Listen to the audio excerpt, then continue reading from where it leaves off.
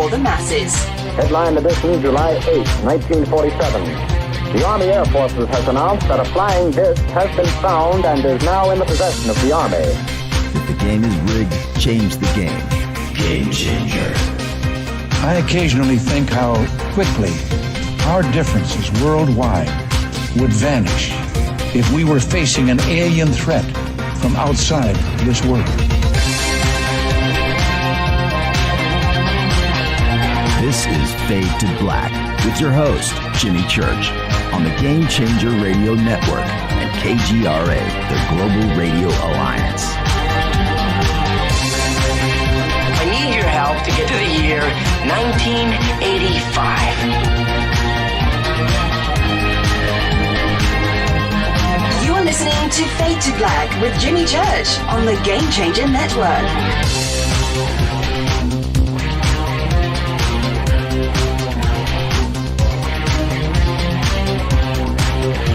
Good evening. All right. Fade to Black. Bespoke Radio. For the masses. Yeah, how you doing? Today's Monday, March 15th, 2021.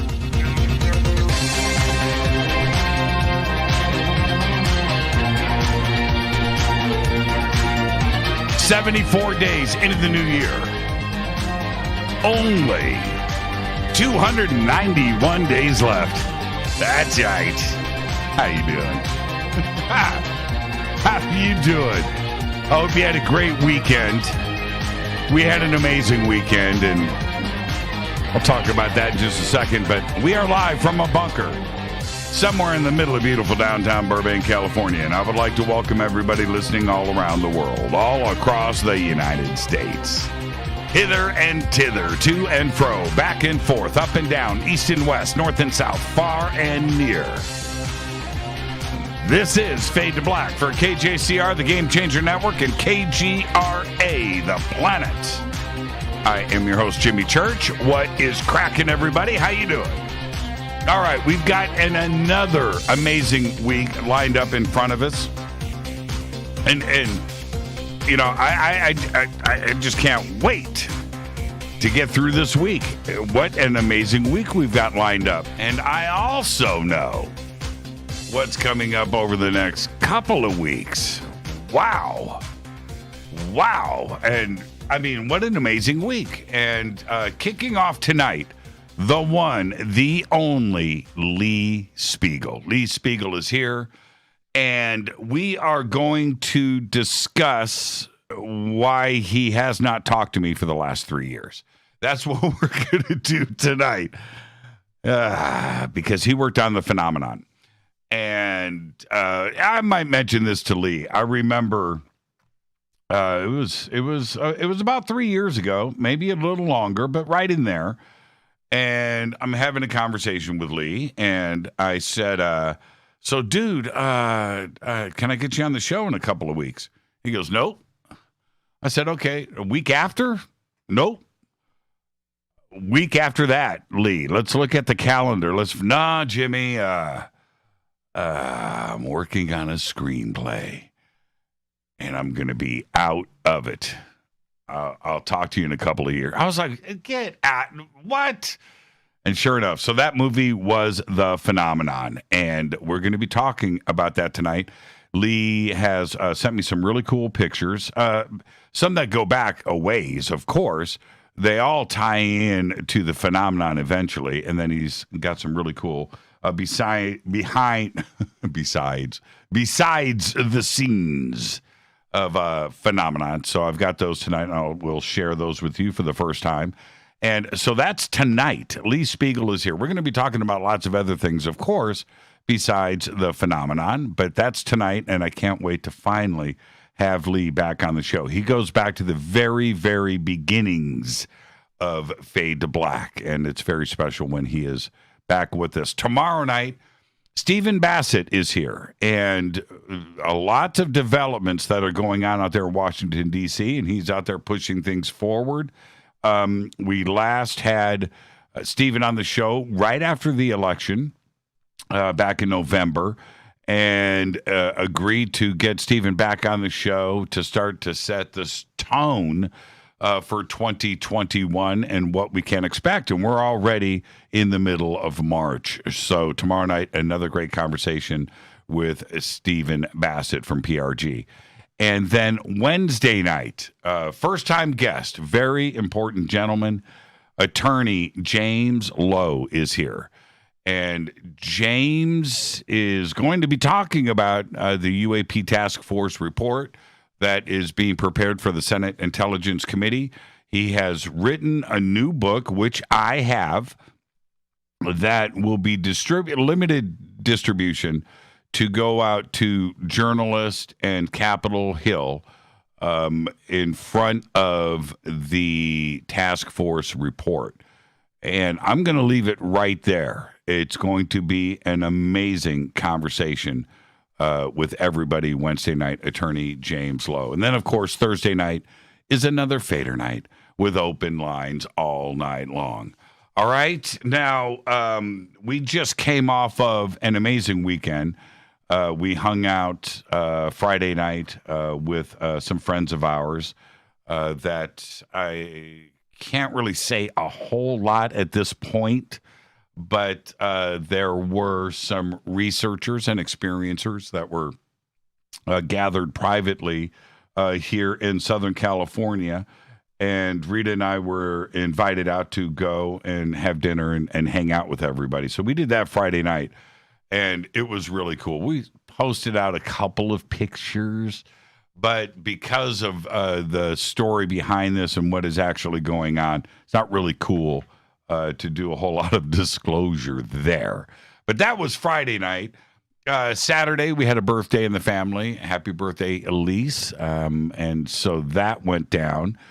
And it's funny, you get those memories in Facebook, and they pop up. And sure enough, popped up 7 years ago, today. And there was Elise at her first birthday party with her first birthday cake. And I posted that picture 7 years ago. Where does the time go? I have no idea. She has grown up. She's grown up, man. She doesn't need high school or college. She's good to go at 8. She's got it all figured out, man. She has got it all figured out. Happy birthday, Elise. And then yesterday we had a little get together at our house, and there was a lot of pictures posted and videos and stuff that were up, and it was a great day yesterday. And I'm just going to say thank you to some very close friends of ours. Of course, Eric Awakening Man, Brad and Michelle came by with their son Jonah, and Lisa Frith, and Rita and myself, and then Wolf McCarran. And what a great day. I think we had 3 dinners. Yeah. And so there you go. I'm bright-eyed and bushy-tailed today. So there you go. I hope I didn't leave anybody off of our little guest list yesterday, but I think that was it. And Nurse Nancy, I hope you're listening. We missed you, but we did toast in your honor. So, and that's to be expected. Okay. All right. Where am I at? Okay. I just posted this today. Let me get this out there. And yeah, you had a gathering. The COVID cops are on the way. I think we're kind of over that now. I am. I'm just over it. I want people to start getting back together. That's it. Now we need to force this herd thing. But, and because of that, I posted today. Now, I want to be very clear on what is going on with our conference schedule heading out for the rest of the year. Normally, we do 8 conferences a year, pretty much one every month, one every other month for the entire year. Obviously, we couldn't do that in 2021. But we made the decision a couple of months ago that everything moving forward after the Conscious Life Expo, because that was a very important event, and that happened back in February, but that we just want to do in-person conferences That's it. That decision is done. It's in stone. Okay? It's really that simple. I will be at the UFO MegaCon with the Fade to Black crew and Rita and everybody else. I will be at the UFO MegaCon June 6th through the 12th in Laughlin, Nevada. Okay? This is an in-person conference. Come and hang out with us. For real, in person, live, human beings. That's right. A real conference is happening this June. It's June 6th through the 12th. And a couple of things of note. There are only 250 tickets being sold for this event. Okay? And that is regulations and the hotel and everything else. That's it. 250 tickets. You need to go. We have a chance here, everybody, to make this a Fade to Black conference. 250 tickets. That's it. That's it. And it's 7 days, the conference. And right now, because there's only 250 tickets being sold, it's only the full 7 days is being sold. That's it. It's going to sell out. It's going to sell out now. And the tickets are inexpensive for 7 days. And the hotel is inexpensive for 7 days. The cost of 1 week at this hotel is the cost of one night at any other hotel. And I'm being very serious here. So this is a real conference. It's in Laughlin, Nevada, 250 tickets. We have the chance here to make sure that that place is flooded with Fade to Black T-shirts. We're going to be doing everything Sky watches, 7-day conference. Okay, we've got Danny Sheehan's going to be there. It's off the top of my head. Danny Sheehan, Sean Stone, Billy Carson, Johnny Enoch, Richard Dolan, myself, and just go and look at the conference list. I posted it up today. Head over, get the tickets. There's only 250. That is it. That's it. That's it. This isn't a sales pitch. There's only 250. Okay? So, I will see everybody there June 6th through the 12th in Laughlin, Nevada. Later on this year, also in Laughlin, Nevada, we will be at the Starworks conference. That's Paula Harris's conference, and that is in November. Same hotel, Laughlin, Nevada. Okay? All right? Are we clear on all of this?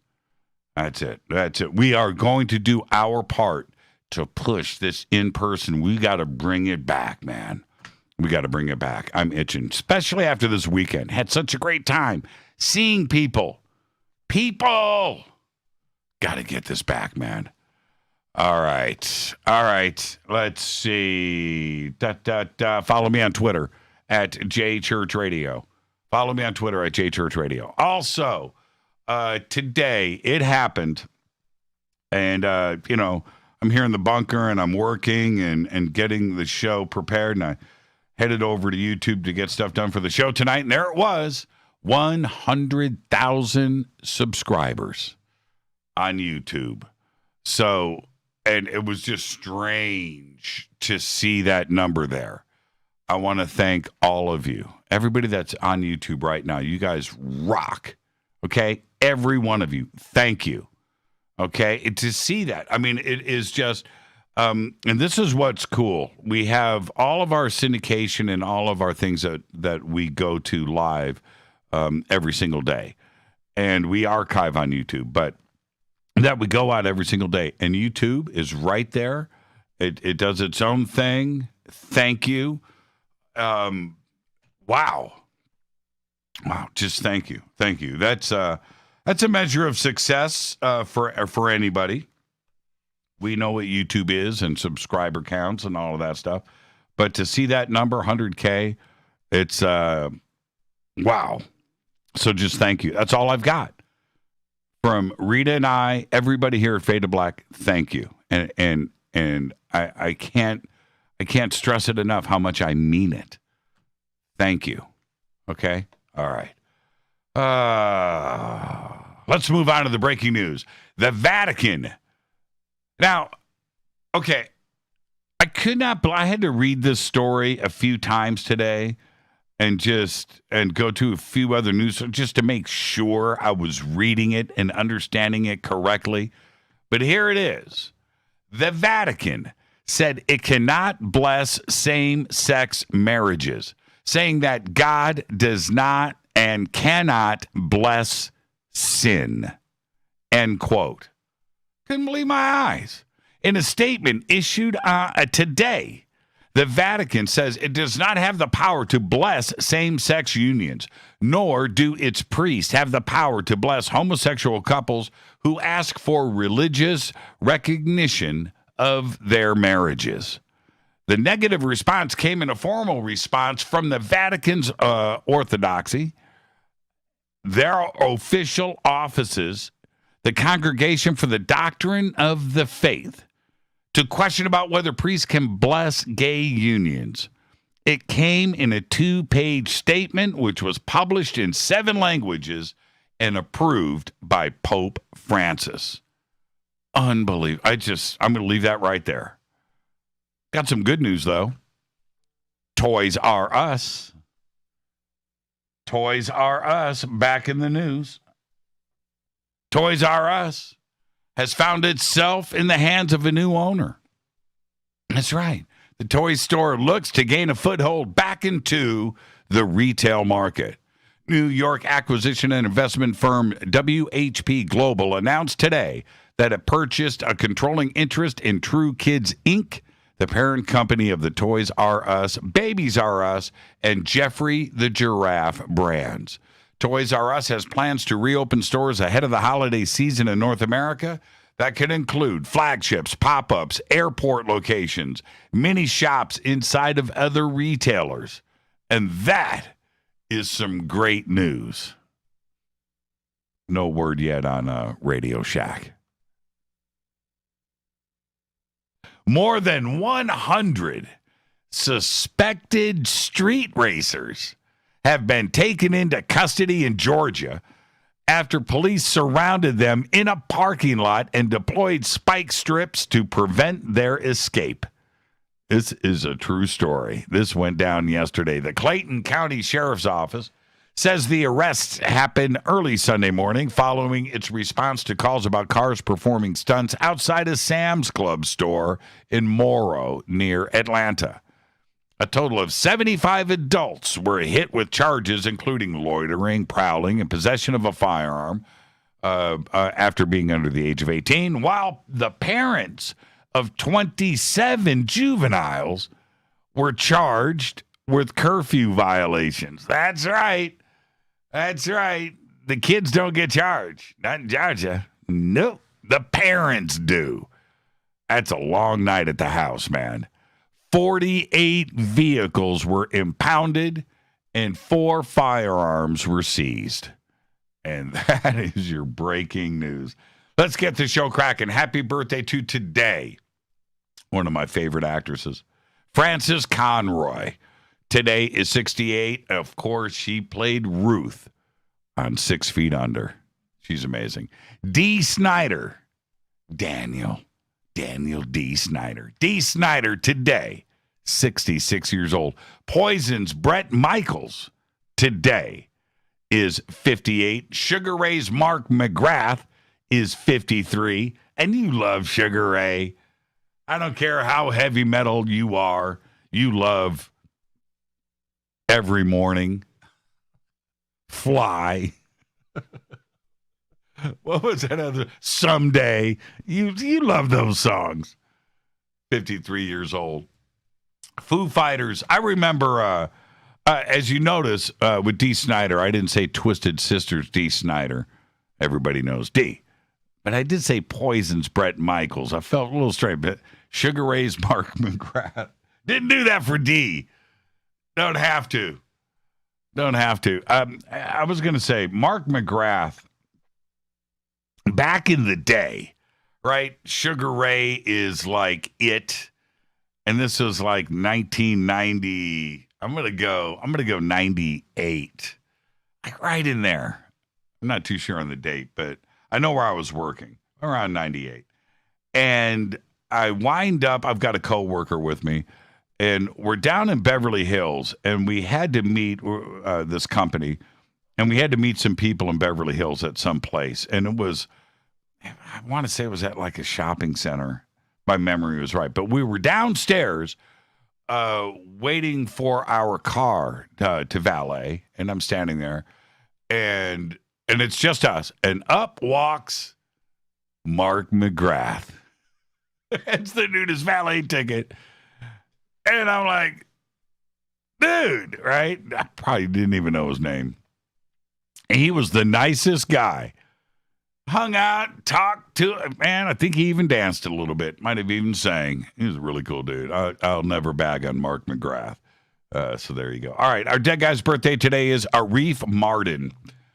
1932 to 2006, died at the age of 73. Arif was one of the greatest producers in history. There's no question about it. And what he did with Barry Gibb, discovered his falsetto. He's the dude. He's the one responsible for, that's him. That's him. His credits, too long to mention, but include Carly Simon, Petula Clark, Bette Midler, Barbra Streisand, right? Diana Ross, Queen, Patti LaBelle, Aretha Franklin, Lulu, Anita Baker, Judy Collins, Phil Collins, Culture Club, Roberta Flack, Average White Man, Hall & Oates, George Benson, Melissa Manchester, the Manhattan Transfer, the Modern Jazz Quartet, Willie Nelson, Leo Sayer, Dusty Springfield, David Bowie, and Jewel. And, of course, the Bee Gees. But one of the best. Arif died at his home in New York on July 25th, 2006, following a lengthy battle with pancreatic cancer.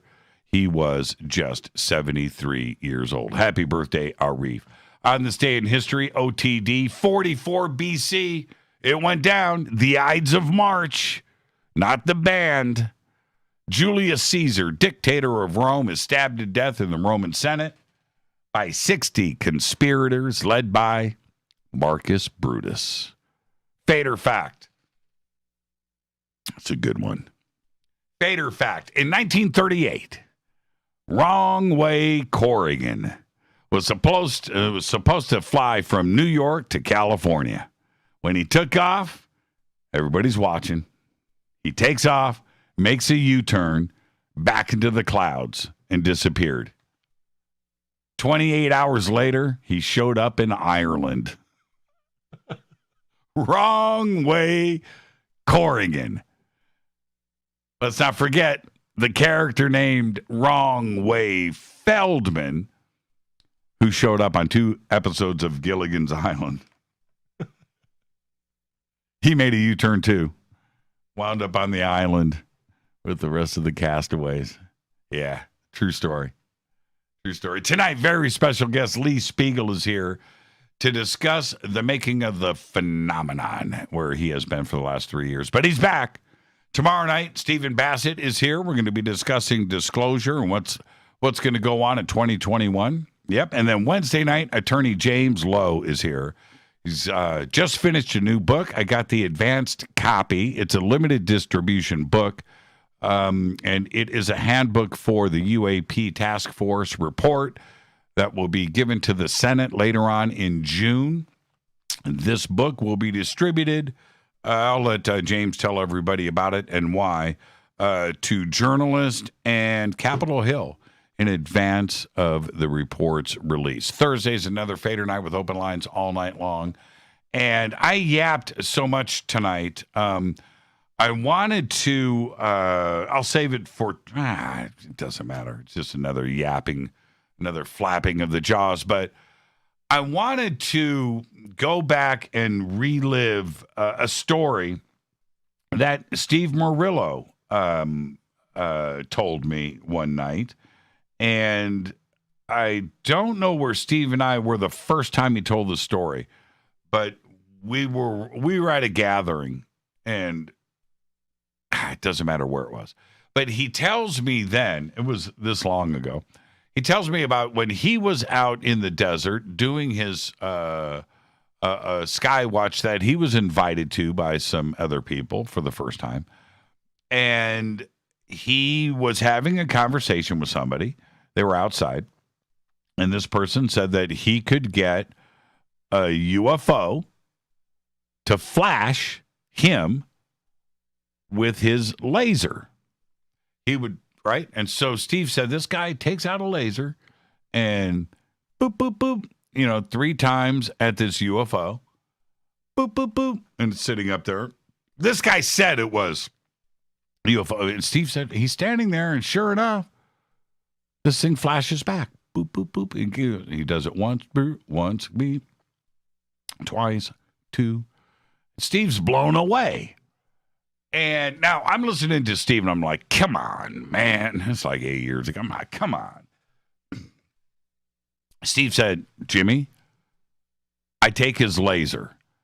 And he goes, no, don't do that one. That's a ship right there. Do that one. And so Steve, and it flashes back. And Steve said he's standing out there. And the guy goes, don't do it too much. But yeah. And Steve's like, he's trying to break up the pattern, 1, 3, 5. And this ship is flashing back. And the way that Steve tells the story, for those out there, as I'm telling the story to you, there are many out there that listen to something like this and go, come on, man. Stop. Right? And then you go out and witness it. And it's mind-blowing. And the first time I had this happen to me, I was out. It was myself and Rita, and we were out with Melinda Leslie. And I step up, and I look straight up. Somebody fly, and I look, and I see, what's going on above me. And as I'm looking, the ship moves and stops. I get the night vision, and then it moves from where it moved to back to where it was. And at that moment, when you witness something like that for the first time, lasers are a trip. When you witness something like that for the first time, you're going to do what I did, which I had to just like put my hands on my knees for a second and just like take a break. It was too much. How many times have you looked up at the sky in your life, right? Thousands of times. You've never seen anything just move in front of you. Never happened, right? No. We've all done it. I watched it, and I just go back to Steve and him telling me how it affected him, and then it turns around, and it's like you hand the ball off, right? You hand it off to somebody else, and you let them go and experience these things.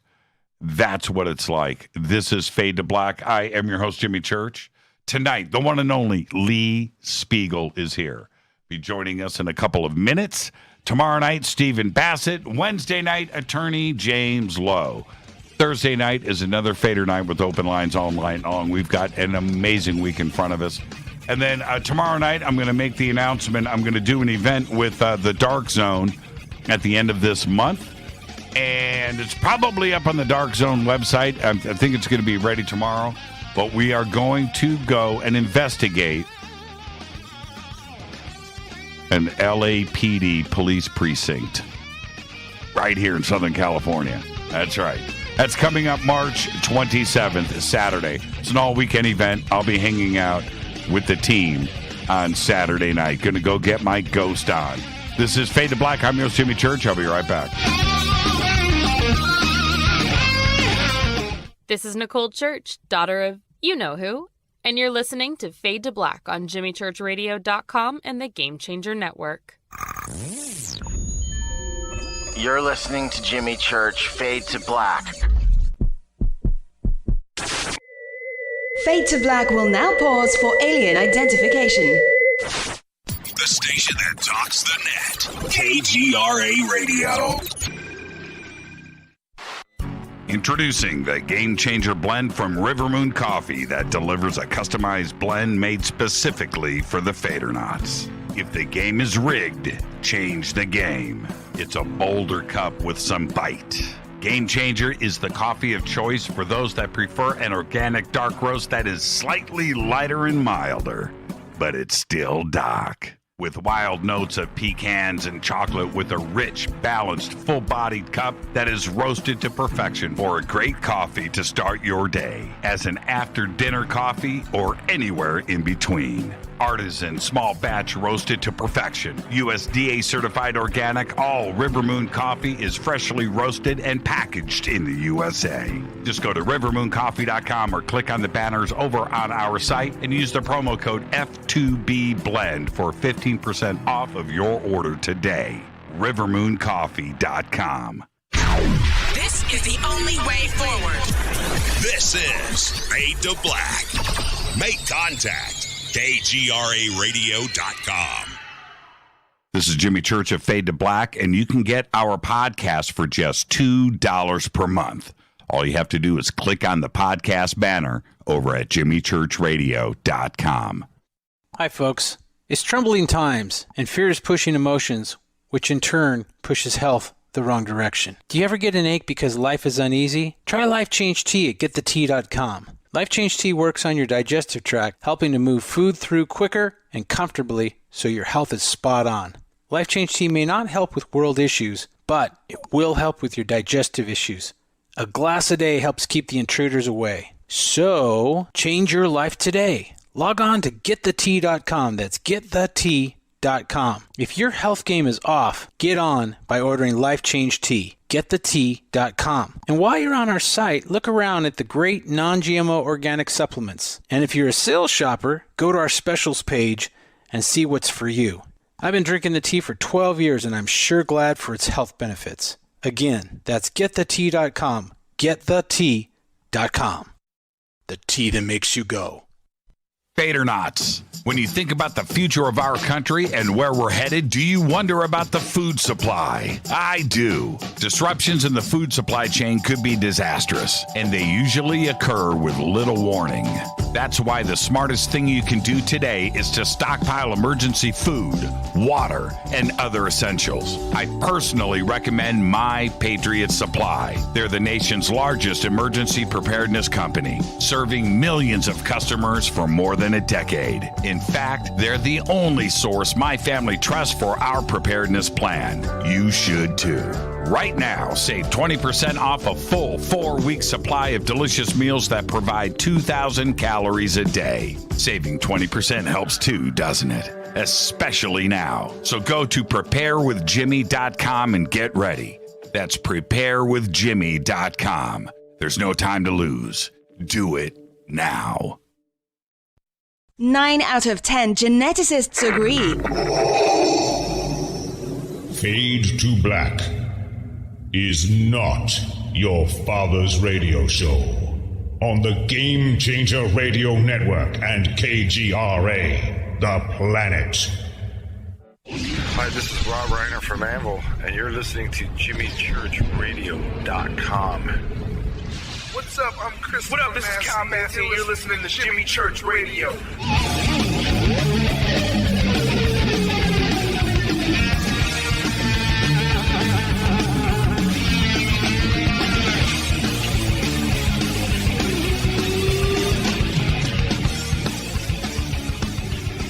Welcome back. Fade to Black. I'm your host, Jimmy Church. Tonight, the one and only Lee Spiegel is here. Tomorrow night, Stephen Bassett. Wednesday night, attorney James Lowe is here. He has written a book to prepare for journalists and Capitol Hill in advance of the UAP task force report due to the Senate Intelligence Committee in June, and I have got an advance copy of the book, just got it, and we will be discussing all of that in the preparations for this special report on Wednesday night. Thursday is another Fader night with open lines all night long, but tonight, Lee Spiegel returns. That's right. Lee, the veteran UFO researcher and journalist. He's going to be here. We're going to talk about his latest work as co-producer and co-writer for the film Phenomenon. That was directed by, of course, James Fox. We will have some exclusive behind-the-scenes images that Lee has took. I've got those, and I'll be popping them up in Twitter for everybody. Follow me on Twitter at JChurchRadio, #F2B, and you can check out everything that we will present tonight. And then, of course, I've got some historical images, too. Some of them to be seen for the first time right here in Fade to Black tonight. So it's going to be great. And now, Lee was the former host of NBC Radio's The Edge of Reality. Sound familiar? That's right, because he is now the host of Edge of Reality version 2 right here on KGRA. And he hosted nearly 1,500 programs on Unexplained and Phenomena over an 8-year period at NBC Radio. And then he previously also worked at Westwood One Radio and ABCnews.com. Following his 7 years with ABC News, he joined the popular Weird News team at AOLnews.com.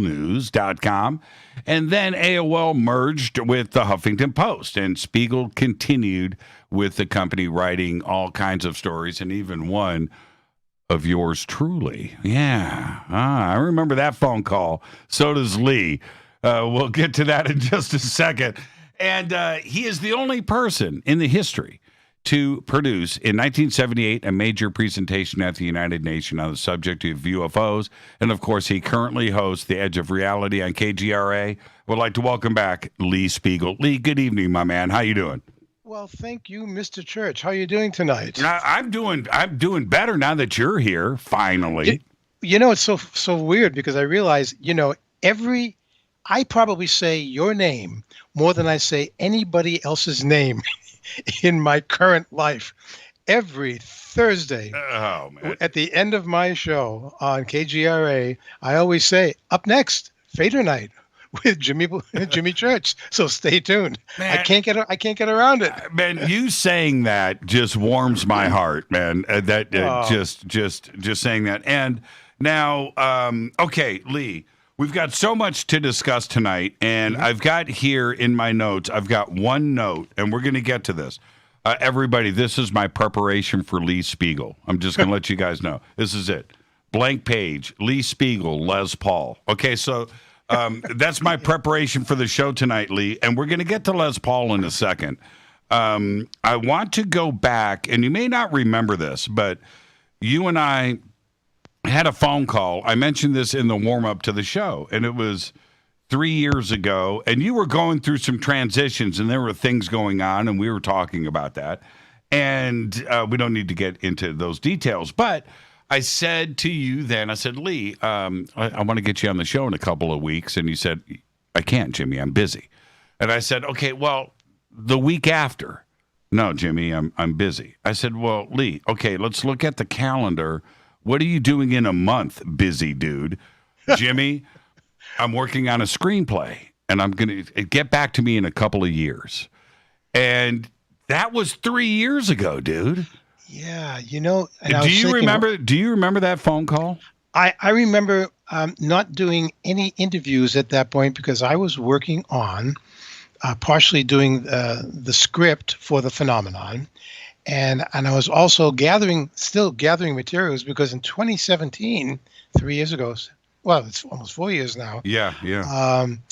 We were still about 3 years away from completion of the Phenomenon.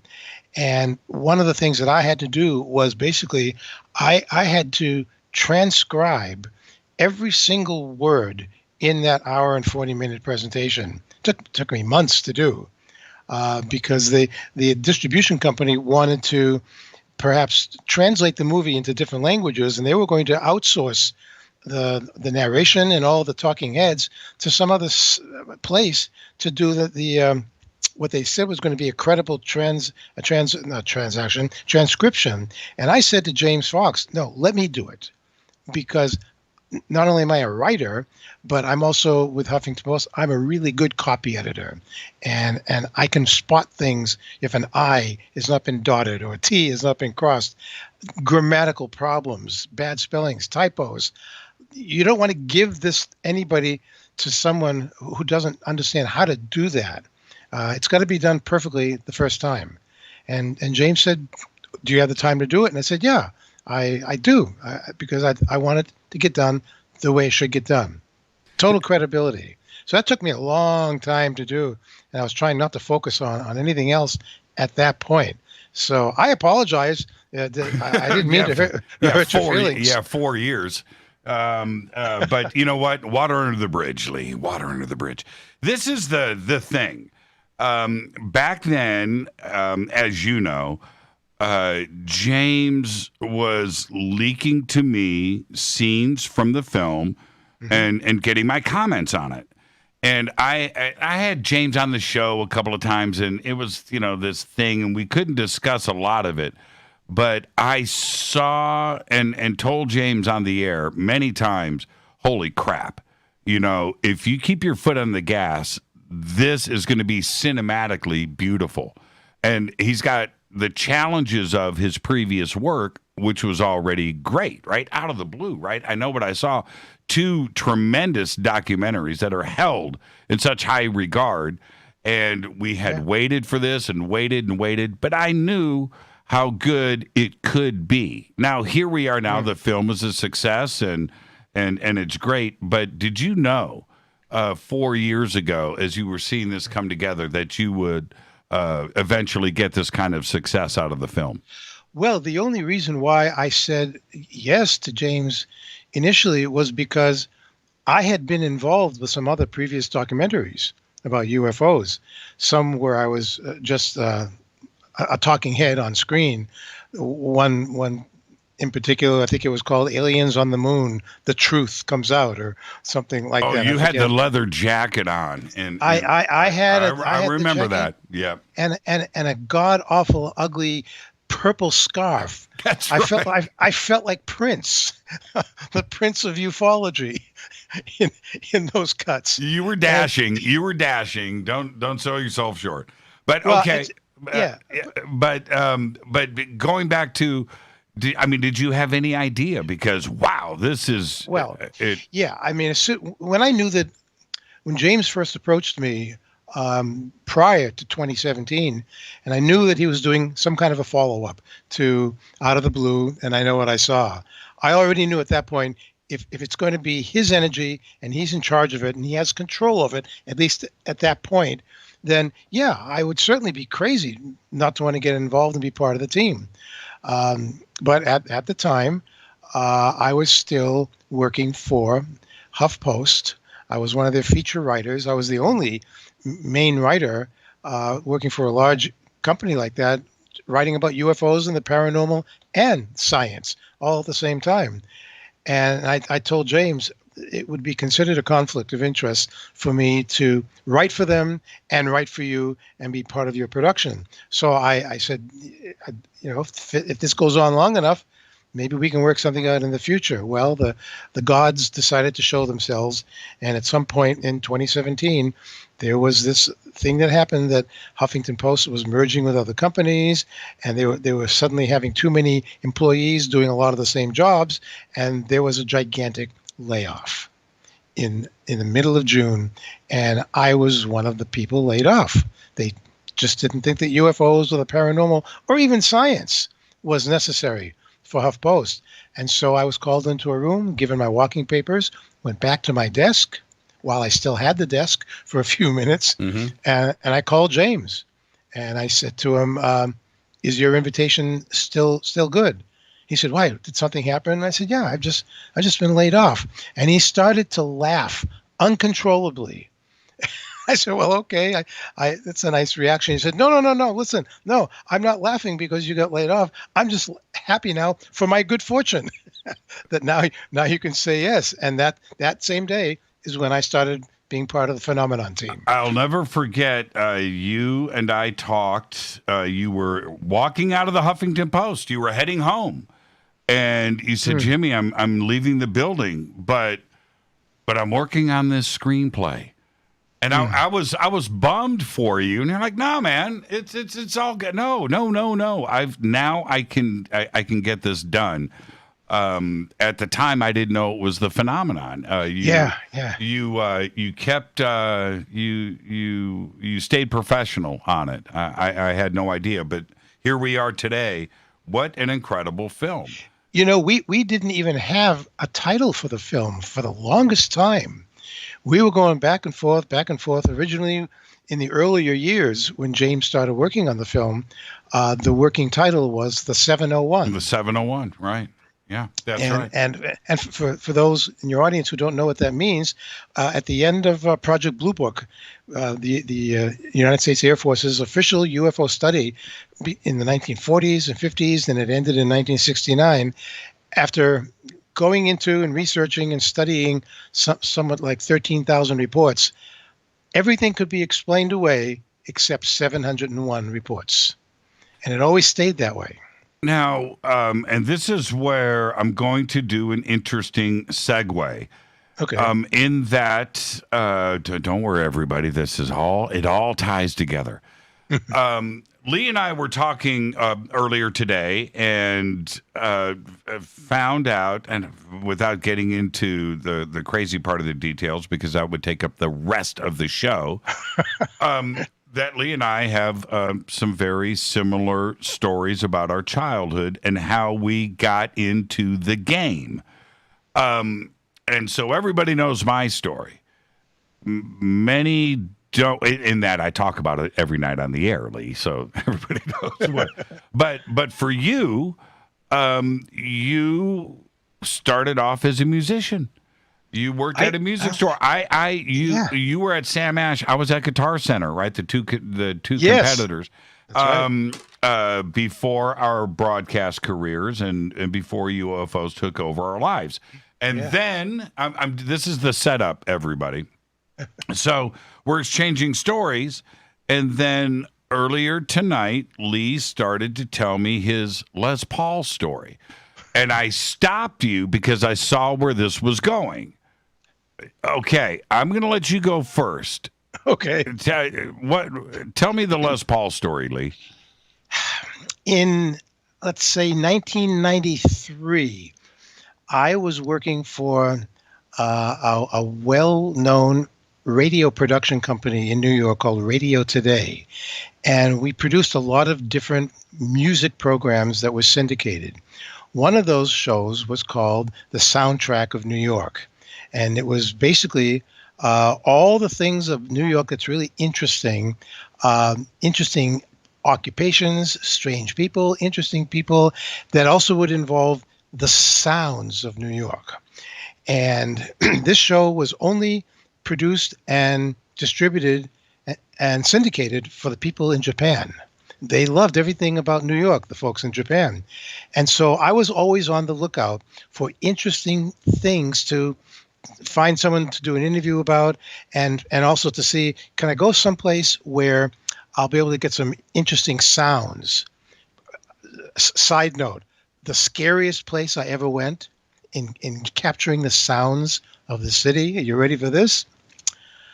I went down to the World Trade Center and I asked the people who were the owners of it if they would allow me to go up onto the roof of one of the towers and to just walk around the top of the roof with a recorder and a stereo microphone to record what the city sounds like from the top of the tower. Wow. And they said yes. They had one of their people take me up 2 or 3 different elevators to finally get to like a little door that opened up onto the roof.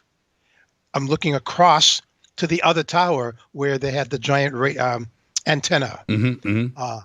And the first thing that struck me was how really quiet it was up there. Really? I would think it would be the opposite.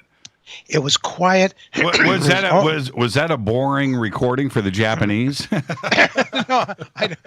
I hope not. I don't hear anything. Do you guys hear anything? I mean, I went as far to the edge of the roof as I felt like I could without being scared or dizzy, and just kind of hung the microphone over the railing to get a couple of minutes of whatever sounds were coming up from the ground, right, up to where I was. the only thing that I actually heard and felt was wind up there. And if I stood still and somebody warned me ahead of time that this would happen, you could feel the building moving. Yeah. That high up. Yeah. And you know, wow, that's incredible. I couldn't stay up there much longer. Had to get down to the street as fast as I could. In no way could I have anticipated what was going to happen at that location. Can you? I couldn't imagine. Yeah, so anyway, okay, so back to Les Paul. Back to Les Paul. So I want to have time to tell my Les Paul story. Okay, so you go first. Okay, go ahead. Okay. So somebody told me that Les Paul, the legend, the man, the inventor, was playing with the Les Paul trio at a nightclub up near Lincoln Center. And you'd have to go inside and then go down some stairs, and there he was in this room. And they had just a few tables where the Les Paul trio would perform. And someone brought me into his dressing room, and there he was sitting there. He was very nice, very cordial to me, very gracious. And I did my interview, but I couldn't help but notice that on the table where he would normally be sitting, putting his makeup on or whatever at the mirror, there had to be 30 or 40 bottles of medication. You know, and I mean, we all know what medication bottles look like. And he had a bunch of them.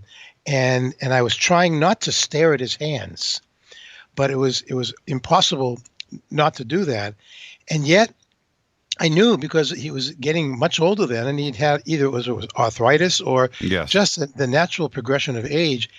But he asked me if I'd like to stay and record some of the music. And I said, yes, of course. Thank you, Mr. Paul. I'm a big fan. I mean, I want you to tell me everything about how you invented multi-track recording. Yeah. Sound on sound. I know. It's like this guy was just amazing. So I stayed there, and he never missed a beat on the guitar while he was playing. I was so thrilled just to have that moment with him, to say that I met Les Paul. And every time I go like either into the Guitar Center, there's always a gigantic picture of him, you know, on the front of the building, as well as it should be. It's so interesting that you have that story, because mine is so similar in that it involves medicine too. Weird. So I'm in New York, and I'm at the Jacob Javits Convention Center, right? Yep. And with our company, Elisa's, and we built these multi-track recorders called the ADAT. And so he stops by our booth, and I'm there, and he comes up, and I'm like, wow, it's Les Paul. Wow, okay. Yeah, I say this is cool. This is a treat. And there was a small group of people that were kind of following him around, and so he comes up, and I've got my name tag on, and he's like, Jimmy, tell me about the ADAT. And I had lost my voice. I've been at this convention. I've been in New York for 3 days, right? I've lost my voice. And I said, I've lost my voice. And he goes, oh, really? I can fix that for you. Have a Ricola. Right? He takes out of his pocket a bag of Ricolas, and he gives me one, and he goes, no, put it in your mouth right now. I'm like, Les Paul, right? Pop it in my mouth. He goes, you're going to be as good as gold in about an hour. And he goes, here, take some extras, and then go and buy some Ricolas later on today, but you'll be fine. And I'm like, all right, thank you. You know, and I put them in my pocket, and I'm like, Les Paul just gave me a Ricola. Now, this is the thing. This is the closure of the story. It's so funny. Rita and I, like 20 years ago, and were sitting, and my coffee table's in front of us, and I have the Ziploc bag. I never used them up. In fact, the one Ricola got my voice back about an hour later. But I have the bag of a little Ziploc baggie of the Les Paul Ricolas. I'm not going to, I saved them. And I tell Rita the whole story. She's like, you've been taking, I said, honey, I've been carrying these things around for 7 years. That was 25 years ago. I still have them. the bag of Les Paul's Ricolas. And that's my Les Paul story. Yeah. I love it. No one famous, well, I shouldn't say that. One famous person once offered me a Sturt's breath mint, and that was embarrassing enough for me. So. Okay, I've got 90 seconds. Okay. Who gave you the breath mint and why? Do you remember a comedian who used to be on the Smothers Brothers Comedy Hour of the 1960s named Pat Paulson? Oh, Pat was the best. Yes, of course. And he was always running for president. Yes, Pat Paulson for president. Yes. And he was one of the performers at a big concert at Symphony Hall in Boston. And I was invited there by the people who were the managers of Peter, Paul, and Mary. And so they invited me and my friend Tom. We were folk singers in New England at the time. So they asked us if we'd like to come there. Pat Paulson was going to be there. Peter, Paul, and Mary. Mason Williams was on the bill. And we were standing in one of those side boxes, not anywhere in the auditorium section. We're in one of those boxes that you see on the sides of all symphony halls. And we're just standing there, and the door opens up, and Pat Paulson walks into this side box where we were standing. And I went, "Oh, hi, Mr. Paulson. I'm a really, really big fan of yours."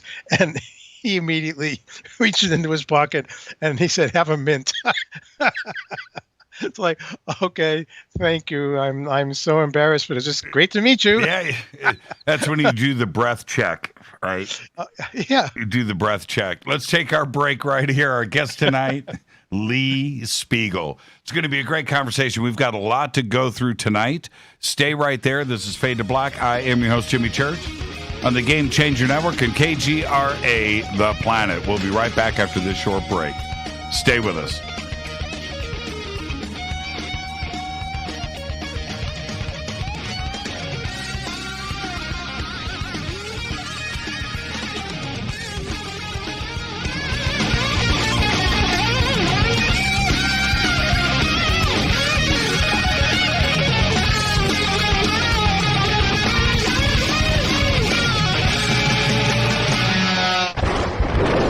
This is Fade to Black with Jimmy Church on the Game Changer Radio Network and KGRA, the Global Radio Alliance.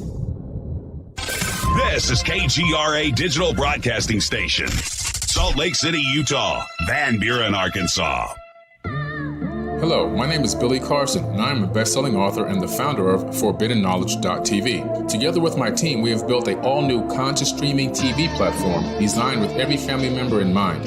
If you have ever wanted to travel the world and attend lectures and workshops from your favorite speakers but weren't able to, look no further. ForbiddenKnowledge.tv. There are dozens of workshops and lectures from speakers you know and love. We have also included amazing categories to assure that your consciousness is entertained and elevating on a daily basis. Amazing interviews, ancient history, ascension knowledge, wisdom teachings, documentaries, conspiracies, mysteries, health and fitness, conscious cooking, meditations, finance, yoga, and so much more. To start your free trial on any mobile device or computer, surf to ForbiddenKnowledge.tv. That's Forbidden Knowledge with the number 4, ForbiddenKnowledge.tv. Again, visit ForbiddenKnowledge.tv today. Listen, I know, and you know, that you've always wanted your first crystal skull. Or maybe you're a collector just like me, but you just don't know where to go to find the real thing. Then I met Carolyn Ford over at EinsteinTheCrystalSkull.com. Carolyn is the guardian of Einstein, one of the most respected ancient crystal skulls in the world. All of her unique skulls have been imprinted sitting with Einstein in his sacred lodge and are carved from the finest gemstone and materials. Imprinting is the process of receiving the ancient wisdom from the master skull or master computer. Einstein, the ancient crystal skull. To see Carolyn's current collection of crystal skulls, just visit her store at EinsteinTheCrystalSkull.com or click on the banner over on our site. Don't forget to use the promo code Jimmy at checkout to receive 10% off of your order today. That's promo code Jimmy. Finding your first or next crystal skull is easy. Just visit EinsteinTheCrystalSkull.com. When you take the beans from Central America with dashes of Indonesian and African mixed in and then roast it to the dark side of Fade to Black, you create the ultimate brew of fringe. Introducing the Fade to Black blend from Rivermoon Coffee. Yes, Rivermoon's darkest customized roast was created for the love of Fade to Black. The alchemy of masterful roasting and smoking the beans is in every sip of this full-bodied, dark Java. I need my coffee dark, deep, with distinct bittersweet chocolate highlights, just like the bunker.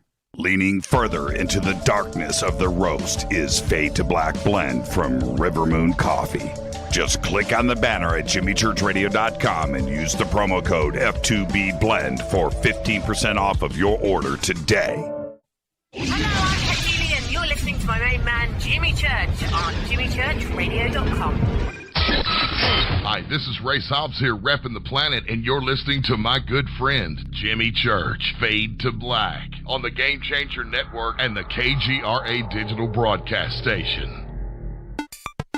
This is Toby Kebbell. You're listening to JimmyChurchRadio.com. Don't hurt me, Jimmy.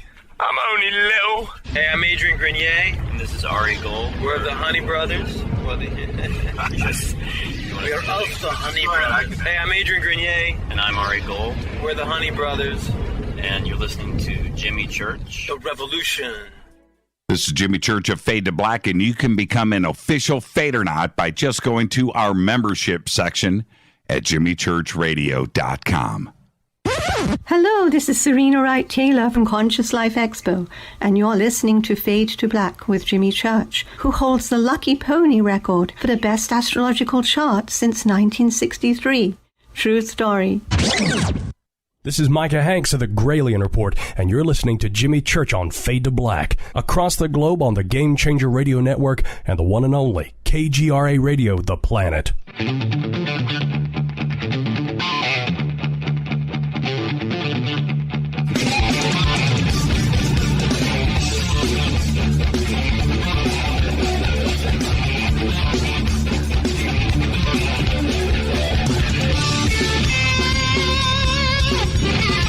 Welcome back. Fade to Black. I am your host, Jimmy Church. Tonight, Lee Spiegel is here. I want to remind everybody, tomorrow night, Stephen Bassett joins us. Wednesday nights, we have Jim Lowe, attorney, is going to be here to talk about the book that he is prepping for the industry about the UAP task force. That's Wednesday night. Tonight, it's Lee Spiegel. And now there is the UFO music connection here, everybody. And I just posted up in Twitter. Lee just sent me these two pictures. Man, I got to tell you, you're pretty dashing, and you're wearing purple and black right here. It's that purple, man. That was really hot in the 1960s. I think it's the same scarf, too, as well, Lee. That's right. Man, it's followed me around. Check you out. You got the Martin Dreadnought? Both Martins, one's a 6-string, one's a 12-string. Look at you, man. Wow, incredible. Everybody head over to Twitter. I just popped those up. Lee, thank you for sending me those. That is really cool stuff. Well, thank you. Hey, but I have to say, I would be a little remiss if I didn't give a quick shout out to someone whose voice you just played before you came back from the break. This Mr. Race Hobbs, this guy who referred to you as his really good friend. Uh-huh. And yet, you know, I got this email from him before we went on the air, and he said, I'm going to be listening, so give me a shout out. Race gets his own shout out every night on the show. You know what, Race, we love you, man, and the Fadernauts love you, but Race has been central, unlike yourself, Lee. I'm going to get to that in just a second, but Race has been central to ufology and broadcast for so many years and been responsible for so many great voices out there, including his own. And he gets his shout out every night on this show. I'm almost tired of saying his name. We love you, Race. We love you, man. Hey, dude, he's got the pipes. And one of my favorite pictures is the one of the three of us back in the day in Roswell. It's a great image. Now, okay. So this is where I want to go. Okay. How did you? What was the moment when you transitioned from slinging guitars at Sam Ash on 48th Street, right, to UFOs? What happened? I'll never forget it. It was 1973. It was October. I was in the store cleaning some guitars, arranging the drumsticks, doing whatever I was supposed to do. And there was a radio. There's always a radio going on, playing in the back of the room where all of the winged instrument guys were. They always had a little radio with news. And I heard this news report in the store about two UFO encounters, famous UFO encounters that took place a week apart. In October of 1973. Let me guess. Pascagoula. Yeah. Yes. And in 73, what was the other one? Well, Pascagoula was October 11th. Right. And the other one was on the night of October 18th. It was over Ohio. Does that give you a clue? Help me out, Lee. Help me out. Well, okay. It involved almost a near collision with a UFO. Okay. And so you hear these reports, which are rare on the radio. Oh yes, but what made especially the near collision one was that it involved a United States Army Reserve helicopter, and it was flying over north central Ohio. The commander of the 4-man crew was Captain Larry Coyne, and at one point they were headed toward Cleveland. They were cruising along about 1,200 feet, and they noticed a red light on the horizon. It was rapidly approaching the helicopter. So Coyne began to descend the copter as they all braced for what they assumed was going to be a collision with whatever this unknown object was that was nearly upon them. But there was no collision. Instead, this red light stopped, and it began to hover above and in front of the helicopter. At this point, the crew could see that they were looking at a cigar-shaped craft. It was slightly domed with a gray metallic structure and what appeared to be windows along the top of the dome. It had no wings, no tail, no vertical or horizontal stabilizers. And as they were watching this in disbelief, a green-colored beam of light passed over the nose of the helicopter and then bathed the entire cockpit in this green light. While all of this was happening, Captain Coyne had been trying to descend the helicopter, but instead, unexpectedly, it began to climb rapidly for about 10 seconds as if it were being held in some kind of, forgive me for saying it, tractor beam. Right. You know? Right. They all felt a bump, and the helicopter was freed from the beam. The UFO sped away, leaving the helicopter alone. Another aspect of this case that lends, for me and a lot of people, credibility, there were witnesses on the ground who saw it unfold. And Coyne radioed the nearest air traffic controller and said, "We're coming in, and you should have some press there. And if you don't, we're going to go to the press because we're not going to leave this inside because we thought we were going to die up here." And so the Army let them talk to the press. And about a week later, Captain Coyne was in New York doing the Dick Cavett show as a guest. And I went, wait a minute, now he's on the Dick Cavett talk show? Like, what is with this guy?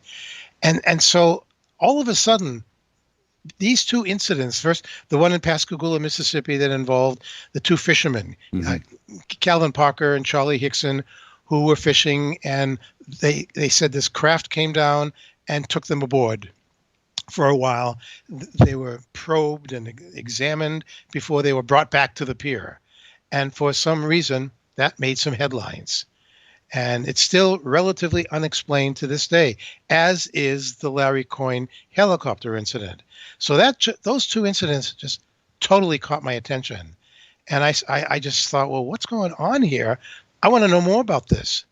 And I started buying books about UFOs and getting more and more familiar with it. And that's just kind of started in October 73. And now, and it's interesting that you bring this up because you're in Manhattan, and back then you could still buy books. And just like you had Music Row, right, 48th Street in New York, You had book rows as well. Booksellers were everywhere in New York. How easy was it for you to go into a bookstore and find something on UFOs back then? It actually wasn't too difficult, right? Because there were so many large bookstores. I think at the time, my favorite one was a place called Coliseum Books up in Columbus Circle near Central Park. They had an actual, I don't know if it was a UFO section, but it was still back then at least called paranormal or strange or weird. Right. And and one of the books that kind of leaped off, I could see it shaking on the counter. It said, take me, you'll like me. This one was called Beyond Earth, Man's Contact with UFOs by Ralph and Judy Blum. And the picture on the cover was apparently an illustration of what the creatures were that picked up the two men in Pascagoula. And there were sections in the book that talked about that case. So the book had come out really fast after the Pascagoula case. And then there were other things about the book. They had interviewed astronauts, politicians, law enforcement, people in the military, scientists. And I kept getting more and more excited about, listen to all these people that I'm reading about. I'd like to hear their voices. I really would like to hear more than what I'm just seeing in the book. I've got this idea. Why did I come to New York? I came to New York to make a record, to get a record deal somewhere. Okay, that was in 1970. So 3 years later, 4 years later, I'm reading about these things and I'm thinking, a record deal. I would like to hear voices. As far as I knew, no one had ever put together a vinyl documentary talking record about UFOs. It just hadn't been done. And I thought, wow, now that would be something I could really sink my teeth into. And at the time, in 1973, 74, CBS they had this section called Columbia House Records, where they would take different kinds of 33 1/3 vinyl albums from people like Mitch Miller and the Gang, or the great strings of the Mantovani Orchestra. Call us up now, and if you order the album now, you can either get the album or an 8-track tape. Oh, an 8-track tape! Wow, does anybody remember an 8-track tape out there? And so I thought, boy, CBS, that's the place where I need to do something. But I don't know anybody at CBS, and so I figured, well, with Ralph Blum's connections, because he wrote the book, maybe he could help me to get some kind of a meeting where we could do a pitch. But I didn't even know Ralph Blum at that point. I only knew about his book. And I knew from reading the book that he had just done some writing for an NBC News white paper report about UFOs. And I thought, if I could only meet Ralph Blum. And so all I knew was that he had an NBC connection. Well, there I was in New York City, half a block away from Music Row on 48th Street, just walked down to near Radio City. I walked into the NBC building one day, and I noticed that there was, of course, security even back then, and you just couldn't walk through security, and I didn't have an appointment with anybody. But I noticed a group of people standing around, milling around the security desk, and I asked somebody, what's this group here that you're doing here? And they said, oh, well, we're here to see a couple of Jeopardy games that they do here at NBC. And I said, oh, that's interesting. And then at one point, one of the NBC people said, okay, everybody's in line. We're going to go through security now. We're going to go up into the elevator, and we're going to watch Jeopardy. And I went right in with the crowd. I just walked in with the crowd. This is getting better and better. What happened next? We got up to whatever the floor was where Jeopardy was being produced back then. And this was before Alex Trebek had it. It was a guy named Art Fleming. Art Fleming, that's right. Yeah. And the announcer was, remember Don Pardo? Yeah, of course. He's I steal all his best material. I mean, yeah. Don's the man. So I figured, well, I'm here. I'm in with the crowd. Nobody's asking me for ID. Why don't I go watch a couple of episodes of Jeopardy? And I did. I went into the studio with the crowd, found a seat. It was fun. And then it was time to leave. And they said, okay, everybody, we're going to leave now. We're going to take our tour of NBC News. Everybody stay in line. Stay with the group. and we left the studio, and they all went walking down one of those long hallways, and I went in the other direction. And I was just looking for anything that would indicate NBC News, and there were signs everywhere. NBC News 1, News 2, News 3. So I walked into one of the rooms, and someone said, "Can I help you?" And I said, "Yes, I'm here to pick up any mail that you've got for Ralph Blum." And I was just making it up as I was going along. And they said, "Well, I don't know if he's here. Let me see which office he's with." And they looked up his name, and he was in the directory. And they said, "No, you've got to go down to the other end of the hall. It's door number." So I went down there, and I walked in, and I said to someone, "I understand I'm in Ralph Blum's location. He's asked me to pick up his mail for him because he's out of town." And they said, "Yeah, that's right. We're not really sure when he's coming back," because I was lying about that. And they gave me his mail. He had a bunch of mail. They wrapped some rubber bands around it. They put it in a bag. They gave it to me, which was illegal. Everything that was going on was illegal. You could have been in jail. Yes, I realized that, but I also knew in the back of my mind, my dad in New Hampshire would be applauding me to do this. And they said, "Say hi to Ralph for us." I said, "Thank you very much."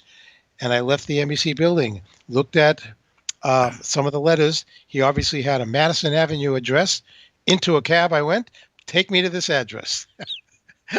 And got up to the location and found that it was one of those 4 or 5 story buildings where different people have their own portions of the building there. Not an apartment building, but pretty luxurious. And so I wasn't brave enough to try and actually ring his bell, but I rang the bell of the superintendent of the building, and the guy came down from wherever he was. "Can I help you?" "Yeah, I just brought some mail over for Mr. Blum. Can I leave it with you? Can you give it to him when you see him again?" And the guy said, "Yeah, sure."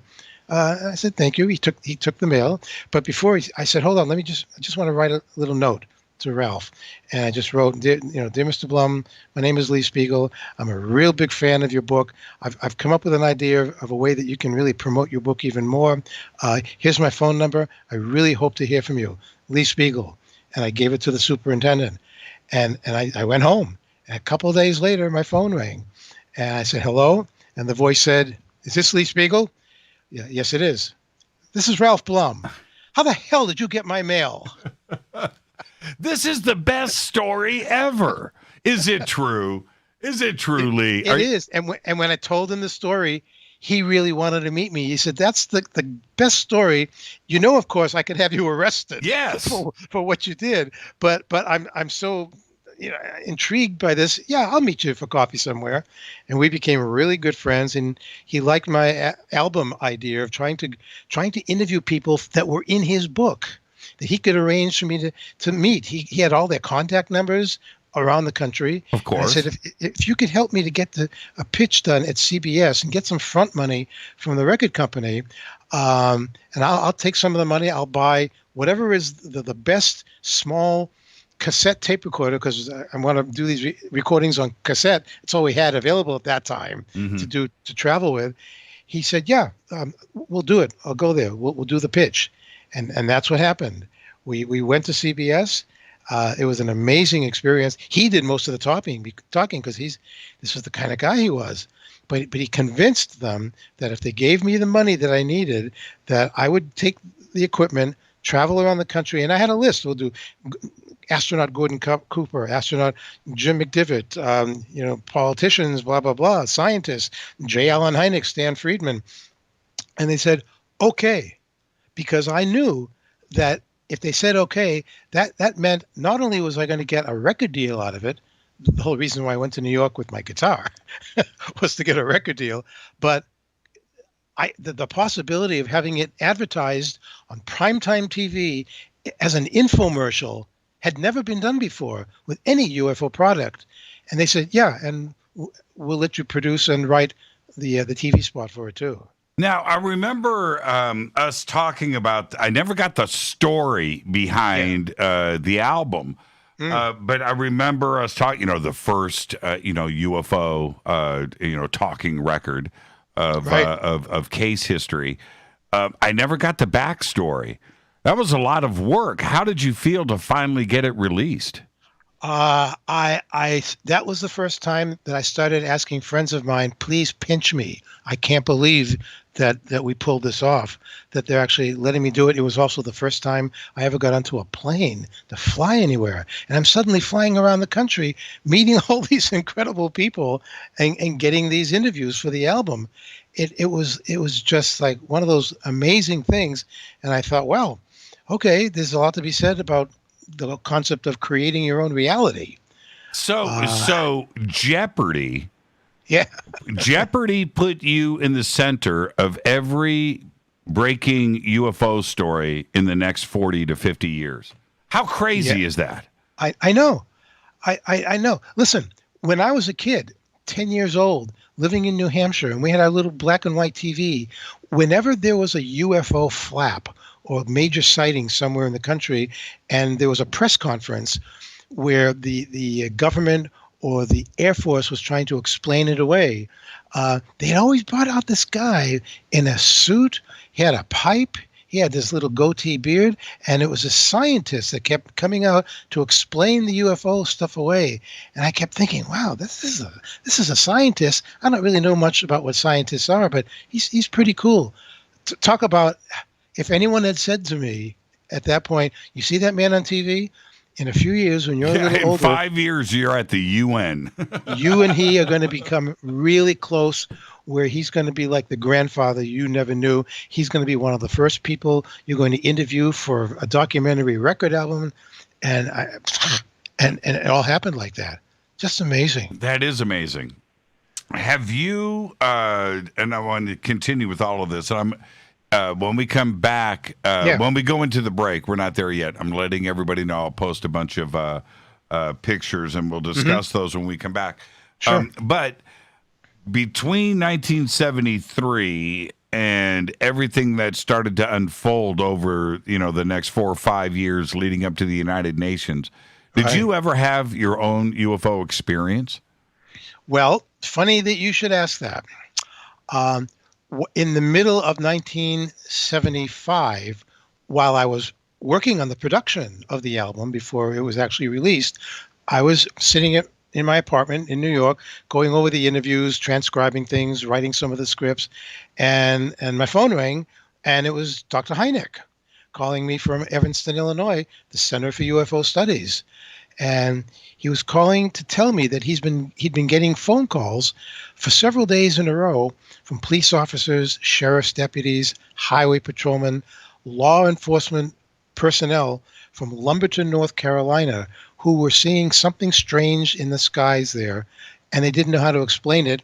They called him because Hynek had developed this special 800 hotline that he distributed to police officers all around the country, and basically let everybody know, if something happens in your jurisdiction, call me here. We'll send someone to help you. And so he was getting calls from North Carolina, and they didn't have anybody down there who knew how to investigate this stuff. So they were asking him for help. So he said to me, listen, I don't have anybody down there. I know you're working on your album, but do you have the time to go down to North Carolina and at least interview these people so we could have this on record to try and piece this together, what they're seeing down there? And I said, well, tell me, Alan, what exactly are they reporting to you? What are they seeing? He said, well, here in 1975, we haven't heard very much about this kind of an object. It seems like they're talking about something that's V-shaped or triangular shaped or boomerang shaped. And I went, oh, really? You mean it's like a gigantic flying Dorito? Is that what they're reporting to you? Right. He said, well, that's the general shape. And I said, well, I've always wished that I could see a classic flying saucer, circular with a dome on top. And, he said, look, if you don't want to go. And I stopped him. I said, no, Alan, don't finish that thought. You are the last person on this planet that I want to piss off. Right. I'm going to go. And I went. And within a few hours of my arrival down there, I hit the jackpot. What happened? Even before they took me to the Holiday Inn to check in, they took me right to the sheriff's department where they had some police officers there waiting for me to do some interviews with them. So I was there for a little while. The sun went down and calls started coming in to the dispatcher. Officer Ron Thompson was doing the dispatching, and Ron was saying to me, the thing is back. And I said, let's go. I mean, that's what I'm here for. Let's go see. So we went into one of the cars, and we took off, stayed in contact with the other law enforcement cars with the car radios until we all emerged in front of this field. And we got out of the cars, and there was nothing to be heard except the sound of animals in the area, very nervous about something, but we didn't know what. There was no moon. The stars were just starting to come out, and we just stood there looking around to see anything. And we were at one side of a field, and on the other side of the field in front of us, there was a line of trees.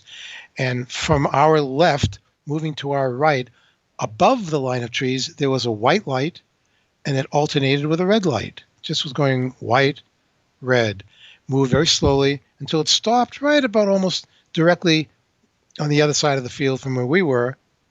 And then it started moving slowly across the field in our direction. Oh, well, that got our attention. It kept coming slowly. And by the time it stopped and was hovering directly above us, then we all knew, first of all, it had no engine. It made no sound. Okay. We all noticed that. We also noticed that it had a row of red lights up one side of it, white lights up the other side, and at the apex, a larger glowing light. And because these lights were so bright, we were able to then see the triangular shape of it because the lights were shining on it. I'm posting the painting now. Yeah. And so as we watched it, I mean, can you imagine in a situation like that? I'm holding my tape recorder, I'm talking into the tape recorder, and I'm trying to keep my heart from leaping out of my chest over what I'm seeing. And as we watched it, from the top of it, this beam of light came down and hit the ground. And I was surrounded by the police officers and the sheriff's people, but it hit the ground right in front of where I was standing. And then in the painting that you see there, the illustration, you can see the central figure's got his arms out. That was me, and it was like, what the hell? And it only lasted, the beam down there on the ground, maybe 2 seconds, 2.5 seconds. And then the light went right back up into the craft. The whole thing turned an amber color, the whole craft. It turned about a 45-degree angle very slowly and slowly started moving away. And it's like, okay, we got to go chase it. And everybody got into their cars. And down the roads we went, staying in touch with other cars as this thing was being spotted by other people along the way. And I ended up getting a lot of interviews from people in 2 or 3 different counties. The most spectacular one was we came upon a police chief, rugged, no nonsense, burly guy. Police Chief Gary Moore was sitting in his squad car. And I went up to him and I introduced myself to him, told him what I was there for. I said, I understand you had a little encounter here, Chief, a little while ago.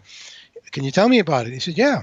I was just sitting in my car eating my sandwich, and all of a sudden, the whole inside of my car was lit up, this bright yellow light. I said, what did you do? He said, I rolled the window down, and I just looked up, like the way Richard Dreyfuss would Close Encounters, yeah. He did that like 2 years later, and he looked up, and he said, there was this thing parked right in the sky above me. And I said, well, what did you do? He said, I reached behind me to the back seat, pulled out my big official emergency flashlight. I aimed it up at the thing, and I blinked at it. And it blinked back once. I went, really? Did you do anything else? He said, yeah. I blinked twice. And it blinked twice back at him. And then, as if to say, I'm done with you, it turned and it left to go befuddle the other cops in the area. Just amazing stuff. Can you imagine? Yeah, the picture is posted up in Twitter. We need to take our break, and that is done by artist Dale Hendrickson, who works on The Simpsons. Great artist. The painting is up. Check that out. It's in our Twitter feed. This is Fade to Black, more with Lee Spiegel after this short break. Stay with us.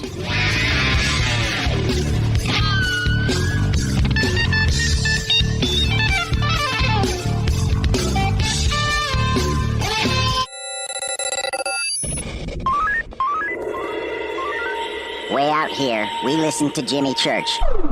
You're listening to Fade to Black. Always on the edge of the hottest alternative talk. Jimmy Church with Fade to Black. KGRARadio.com. ¿Qué tal, mis amigos? Yo soy Mario Carson, el tiburón, y los invito para que escuchen a mi buen amigo Jimmy Church Radio. ¡Claro que sí! Do you want to be an official Fadernaut? Of course you do. This is Jimmy Church of Fade to Black. Just go to our membership section at jimmychurchradio.com. Fadernauts. When you think about the future of our country and where we're headed, do you wonder about the food supply? I do. Disruptions in the food supply chain could be disastrous, and they usually occur with little warning. That's why the smartest thing you can do today is to stockpile emergency food, water, and other essentials. I personally recommend My Patriot Supply. They're the nation's largest emergency preparedness company, serving millions of customers for more than a decade. In fact, they're the only source my family trusts for our preparedness plan. You should too. Right now, save 20% off a full 4-week supply of delicious meals that provide 2,000 calories a day. Saving 20% helps too, doesn't it? Especially now. So go to preparewithjimmy.com and get ready. That's preparewithjimmy.com. There's no time to lose. Do it now. So, you love talk radio? Then you'll love TalkStreamLive.com. TalkStream Live is always on, 24/7 with the best streaming talk shows. Find your favorite talkers and discover some new ones. It's free, readily available online or on mobile with any smartphone or tablet. Finding your favorite talk shows all in one place has gotten a whole lot easier. Just go to TalkStreamLive.com. Be sure to download the free apps from Google Play or the iTunes App Store. You listen to us, and we listen to you. And so does the CIA. KGRARadio.com. You are listening to Fade to Black with Jimmy Church on the Game Changer Network. Oi, oi, I'm Reese Evans. You're listening to Jimmy Church. This is Revolution. The revolution will not be televised. The revolution is on radio. Ciao.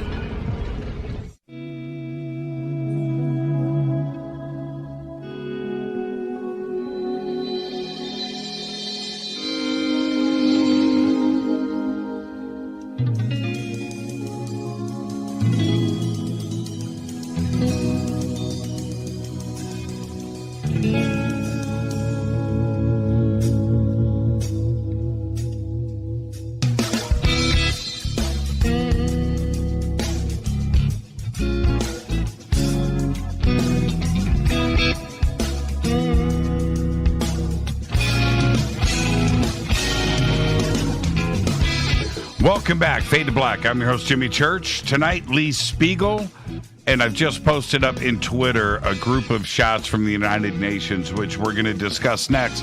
But before that, I want to talk to you about Virtual Shield. Virtual Shield VPN is the only VPN I will ever use because they have a strict no-log policy, and it's all built into their software from the ground up for privacy protection. Virtual Shield routes your internet through advanced encrypted servers across the globe to prevent your internet service provider from spying on you. That's right. Everybody's seen the bunker. You know how many computers I have. I have a couple of studios. Everything runs Virtual Shield VPN. It's simple to do. Go to virtualshield.com/fade to black. And you will get Virtual Shield VPN today for 50% off. Or you can click on the link in the video description box below. Virtual Shield VPN. Get it now. Our guest tonight, Lee Spiegel. Now, Lee, when I say that you went from slinging guitars to on 48th Street at Sam Ash to the center of every breaking story, it's extraordinary the turn that your life took. And moving on, because I want to get to the phenomenon, but one of the most extraordinary moments in UFO history is is what you put together for the United Nations in 1978. I just posted 4 of the images from that conference. How did this come together? Well, in a couple of years after I was done working on the album was released in the early part of 1976, and I spent time more reading most of the things about UFOs because it lit this thing inside me. I wanted to know more. I wanted to do more. The album, suddenly I wasn't satisfied with just doing a vinyl record. And I thought, boy, it would be great if there was some way that I could reach a larger audience. Not even an audience, but reach more people, because I felt that there was something really credible about this subject, and I thought that people weren't getting enough credible material. So I thought, what else is out there? How can I reach people around the world? Is there any organization that I can think of that has its feelers out there in the world? I live in New York. What's here? Oh, the United Nations is here. It just started hitting my consciousness. So I started asking people, what do you think if I tried to maybe do a presentation at the United Nations? And people were saying to me, no, forget it. You can't just walk up to the United Nations, to the security desk, and knock on the door and ask them if you can come in and arrange to do a presentation on UFOs. Well, you could if they filmed Jeopardy there. That's probably true. Yeah. Damn. See, I could have had a V8. I didn't think of that. Well, they said they'll never let you out the door without being arrested first. The UN police force will be happy to cart you away. Yeah, a little more security than NBC. Yeah. Yeah, and I in my talks with Alan Hynek, he had told me many times how for years he had always really wanted the opportunity to speak at the United Nations, but it just never came to pass for him. So that was starting to get under my skin about wanting to do something that could help him. Stan Friedman, also the nuclear physicist, wanted a chance to do something like that. And at this point, I hadn't yet met Jacques Vallée, the astrophysicist, before the United Nations started to take off. So and people said to me, if you want to do anything at the United Nations, you have to be a citizen, either a citizen of a country that wants to do something at the UN, or you have to be delegated by a country that would like to promote something that you will put on there under their support. And in 1977, Eric Gary, the prime minister of the little country of Grenada, started showing up on TV, doing these little news items saying that he was hoping that the United Nations, under his help, could begin a special investigation international committee to study UFOs, because I have many UFO sightings in my country. I've had my own encounter. And so I would really like to have my country be the clearinghouse for UFO reports. And I'm watching and waiting, looking at any response from him, from the UN. Nobody was paying any attention to the guy. But because he was the leader of a nation, the UN was under an obligation to let him talk. Let him do a press conference if you wanted to. Let him talk to the media, whether he's got anything good to say or not. And nobody was paying attention. So, okay, light bulb came over my head. And I said, okay, here's what I got to do. I put a call through to the Grenada mission at the UN, spoke to one of their ambassadors, got really friendly with him over the phone, told them what the idea was that I had without sketching it out too much more to him. And I said, I did this record album for a big company called CBS. It's got some people on it. I think your prime minister would be interested in hearing. Can I come over and meet you? Say hello. And he said, yes, your name will be downstairs at security. We'd love to say hello to you. And I got friendly with all of the ambassadors. Gary was not in New York at that time, but I said, here's my album. Would you please give it to your prime minister with my compliments and let him know that I think I can help him get the United Nations to pay attention to his interest in UFOs. So I hope to meet him sometime. They took my album. They were very happy about it. A couple of weeks later, I get a call from them saying, Prime Minister Gary is coming to New York. He's going to be knighted Sir Eric Gary in a big ceremony here. We'd like to invite you to the ceremony. I said, thank you. That would be lovely. I'm sure I have to wear a jacket and tie for that. Take that breath mint. Yes. Yeah, the Pat Paulson mint. Yeah, take the Pat Paulson breath mint. So I said, yeah, I'd be happy to. I went there. It was very cool. A lot of nations were represented. The flags, the pomposity, certainly the international cuisine that was offered everybody. Sure. But when it was all over, and the crowd was dispersing, the ambassadors asked me to follow them to a room, and they brought me in. And a moment later, the Prime Minister, now Sir Eric Gary, came in and shook my hand, and they left us alone. And he congratulated me on the album. He really enjoyed it. He said, I understand you have an idea of something that you might be able to do to help us. And I said, well, yes, with all due respect, Sir Gary, I don't think the UN is paying attention to what you'd like to do at the UN about UFOs.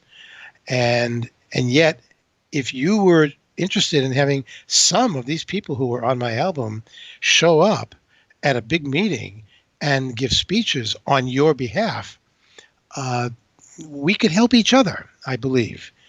He said, well, I like that idea because I don't know how to get in touch with these people. And I said, well, that's why I'm here. Are you interested? And I gave him a copy of the proposal that I had put together of what I wanted to do, how I wanted to present this, the things I wanted to give out to the media and the other countries. And right there, we shook on it. And he said, yes, I would like to work with you on this. And over a handshake deal, shortly after that, two things came from them. I started getting checks from the National Bank or the United Bank of Grenada. They were sending me checks to cover my expenses for the rest of that year, where I'd have to travel, meeting with people, collecting documents, and just arranging things leading up to what we were going to do in November of 1978. And so they paid for all that, which was great. I didn't have to pay anything out of my pocket. I knew that there were some times when I was at home in my apartment where I'd go to pick up the phone, and I actually, instead of hearing a dial tone, I could hear breathing. I'm going, aha, I think I'm striking a nerve somewhere. Right. Did you, at that point, you've got Stanton Friedman, you've got J. Allen Hynek. How were they, and of course, Jacques Vallée was brought in too as well. How open was Stanton Friedman and J. Allen Hynek to this project? Are you kidding? Stanton Friedman would have, I love that man so much. He would have taken every opportunity to speak in front of thousands or 10 people. His basic premise is some UFOs are literally somebody else's intelligently controlled extraterrestrial spacecraft. Forget all the other ones that can be explained. There's a residue that can't be explained, and I'm saying that there's enough anecdotal evidence that it's out there. So he every place he went, he had the same idea. This is what he was promoting for decades. Allen Hynek was thrilled. I sent Allen Hynek my proposal. This is what I'd like to do in November. I want you to be my main speaker. Are you on board with this? And I think I may have sent you the letter. Yes. That Alan said that he absolutely loved my proposal and thought he'd like to be there to answer any questions. And I said, no, I don't want you there to answer questions. I want you there to do a speech.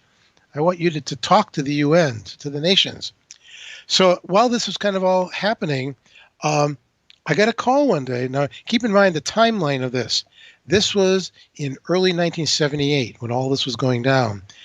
This was just a few months after the release of the big holiday movie, 1977 movie, Close Encounters of the Third Kind. Okay, so I was aware of that. I knew people were talking about UFOs. I get a call from a man named Marvin Levy, who was the Columbia Pictures head of publicity. And to this day, I believe he is still Steven Spielberg's personal publicist. Marvin called me and said that he was calling on behalf of Steven Spielberg.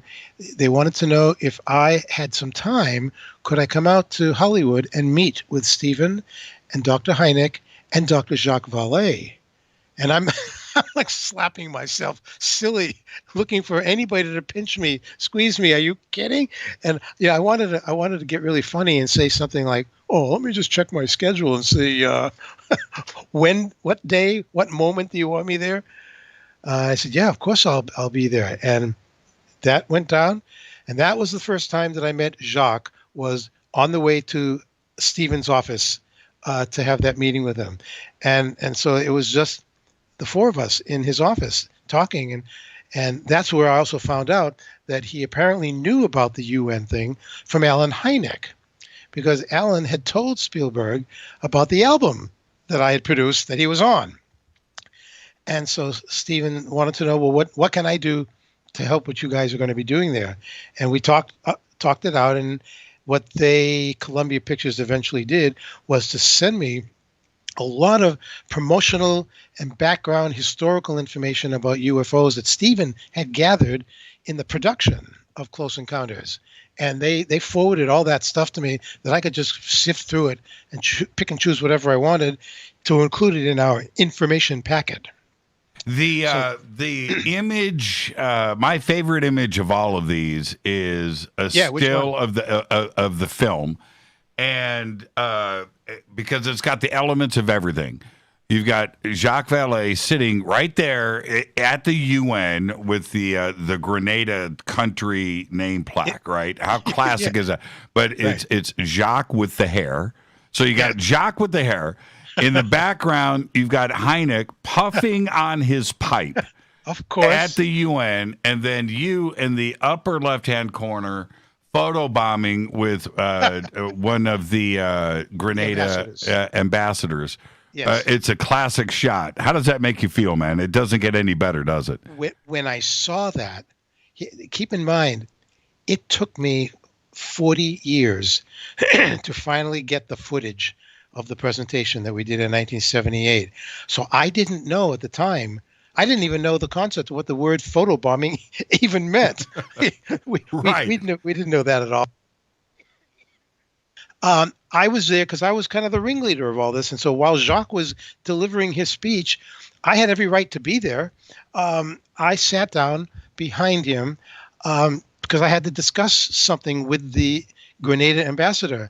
I didn't know that I was being shot, that I was going to be in an image at all. And it happened a couple of other times too, because I didn't stay there very long, but just long enough. When we finally got all the footage, and that's an incredible story by itself, but when we finally got it a few years ago, I wanted to make sure that everything was there. And I sat down and I watched it. I watched every moment of it because I hadn't seen it in 40 years. Right. Nobody had ever seen it before. And so I was now looking at it for the first time in 40 years, and I'm watching, and I see this guy moving behind Hynek and behind the ambassador and sitting down. And I'm going, holy God, that's me. That's me. Oh, my God. At the United Nations. Yeah. Not too many people get to have a run at life and say that they were at the United Nations, and especially something as extraordinary as this. We've all seen the press conference photographs, which are great, and you're all in line, and the press conference, but the presentation itself, that is a moment in time, and it is extraordinary. I often wonder who Jacques used to style his hair, but it was pretty incredible. You see that other picture, the black and white picture, where he and I are sitting on opposite sides of the table in the conference room where the Secretary General is sitting at the head of the table, the one from July of 1978. And Jacques, that was where Jacques and I first met, because Alan Hynek brought him into the fold at that point. And I knew who he was. I knew that he was portrayed by Francois Truffaut in Close Encounters. So it was just cool to meet him finally. But and just to hear that voice, and we kept looking at each other from across the table. If you had a thought bubble above our heads, you probably could have heard, "My hair's better than yours." "No, your hair's not better than mine. I'm having a better day." So now, and to close this out, probably for me, and it's amazing how the universe connects the dots on everything. You can't escape it. The universe is going to solve your issues for you. You hadn't seen the footage in 40 years. 40 years. Now you leave the Huffington Post. Now you're working with James Fox. You're working on the phenomenon. You guys are researching, collecting data, doing everything that you can. And it was James Fox and his sister. That managed to pull this off and get the footage of the UN. And if the phenomenon hadn't happened, if you hadn't left the Huffington Post, right? It's crazy how life works, isn't it? It really is amazing.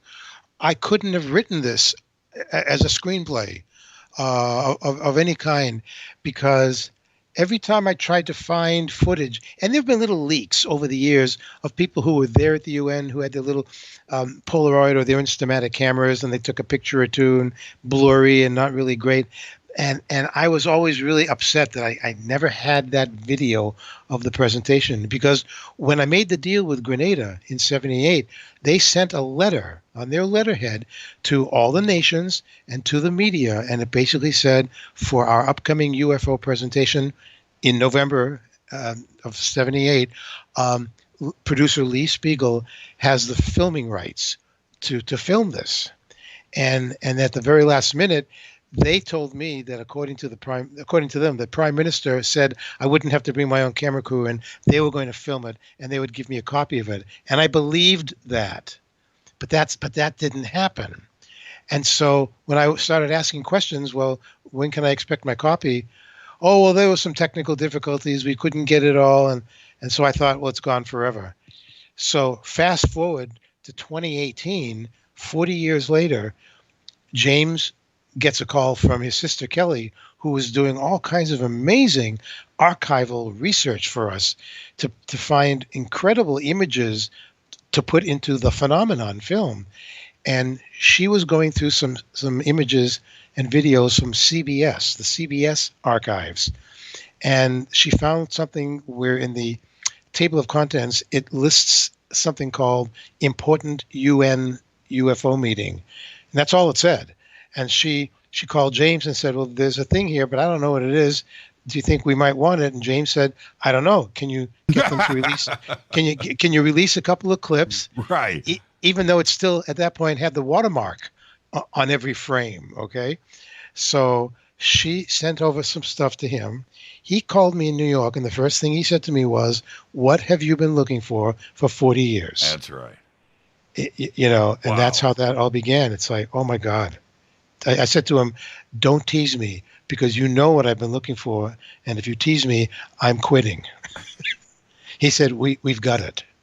But the caveat was, CBS has it, and they'll be happy to give it to us for a price. An hour and 45-minute presentation, we can have it for $90 per second. Which is the standard television fees for anything. It's $90 per second. I said, no, James, this is mine. We've got to get around this somehow. And that's when I said to him, James, I have a letter in my filing cabinet that's 40 years old from Grenada that says that I had the complete filming rights to it. He said, you got a letter that says that? And I said, yeah. Would you like me to email it over to you? He said, yeah, let me see it. And then he said, this is great. This is great. This means like you own the film. And I said, well, I don't know if I own the film, but leave it in my hands. Let me see what I can do about this situation, because I'm coming away from this with this video. Right. This is mine.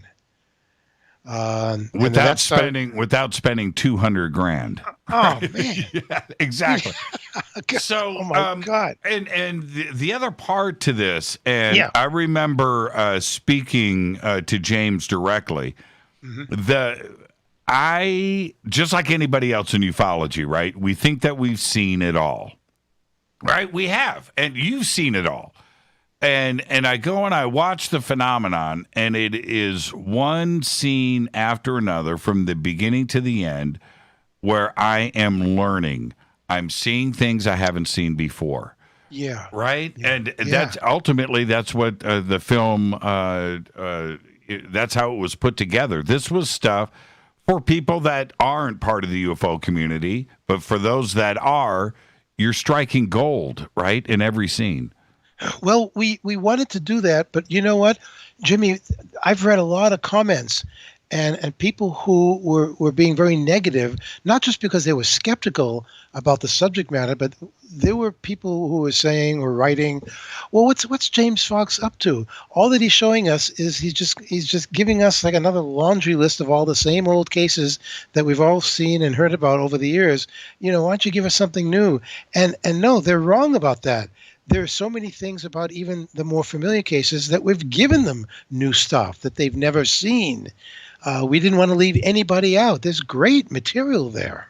I felt that the cases from the beginning of the film, the B-25 case, right, from with Coleman, from the beginning of the film to the end, each segment had stuff that I had never seen before.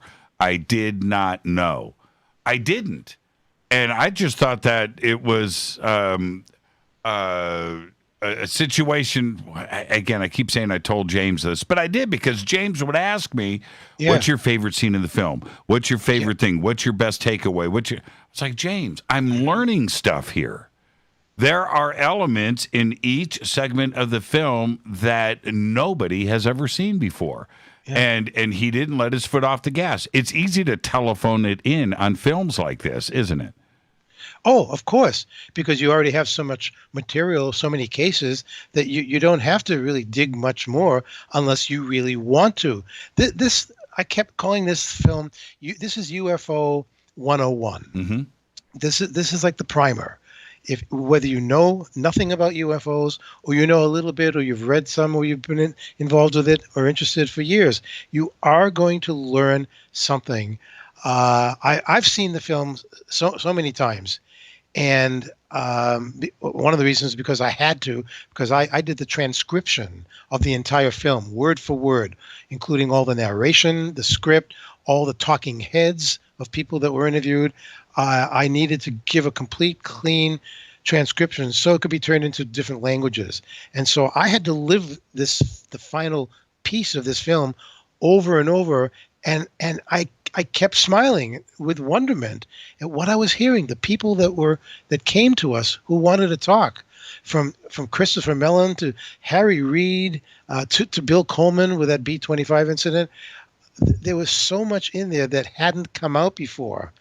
And people want to have a hair across their butt over so many things. They'll argue about anything. Mm-hmm. I want to ask you the one. I've got 30 seconds now. Yeah. One question that James hit me with so many times over the years. I'm going to ask you, but you only get one answer. That's it. Okay. Okay. What's your favorite scene in the film?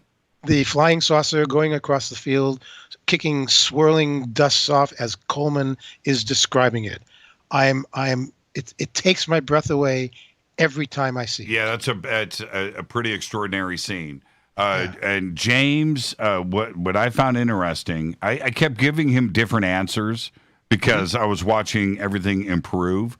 But my favorite scene is the park bench in Australia, in the Melbourne. The Polaroid. Yeah, and Westall. But James's favorite part was Jesse Zamora. And he was trying to get me to say Jesse, right? And ultimately, the Jesse Zamora section of the film may be my favorite now, too, as well. And I understand why. Now, tell me, maybe I don't know what the Jesse part of it is, even though it's because I only know it as Lonnie. Or Lonnie. Did I say Jesse? Many times. That's his cousin. His cousin Jesse. A lot of people don't know that Jesse was in the car with him. He was in the trunk hiding. Thank you for throwing me under the bus, Lee. This is Fade to Black. Our guest tonight, Lee Spiegel, Jesse Zamora. This is not the first time I've done that, by the way. I don't know who Jesse Zamora is. I have no idea. He's famous now, though. We'll be right back after this short break. More with Lee Spiegel in just a second. Hi, everybody. This is Rob Halford, the Metal Guard on JimmyChurchRadio.com. This is KGRA Digital Broadcasting Station. Salt Lake City, Utah. Van Buren, Arkansas. Why is it we're not very good with our health regimen until it's too late? We don't put oil in the car until the engine blows up. When the body's out of balance, your health is not so good. Give your body some love. Log on to GetTheT.com. That's GetTheT.com. Try our Life Change Tea, which cleanses you from harmful intruders. A clean colon is one of the ways to bring the body in balance. We also carry organic supplements to help you get where you need to go. So do your body a favor. Log on to GetTheT.com. That's GetTheT.com. You can even visit our sales page to save some dough. Does anybody call money dough anymore? Anyway, if you're looking for short, helpful health tips, go to YouTube and punch in Health Matters Now. That's Health Matters Now. So, log on to GetTheT.com, shop, get balanced, then learn some cool tips at Health Matters Now. You'll be glad you did. That's GetTheT.com. Your contact for current news and trending topics. KGRARadio.com. This is Jimmy Church of Fade to Black, and I only drink Fade to Black blend coffee from Rivermoon. Just click on the Rivermoon Coffee banner at jimmychurchradio.com. Promo code F2B Blend. This is the only way forward. This is Fade to Black. Make contact. KGRARadio.com.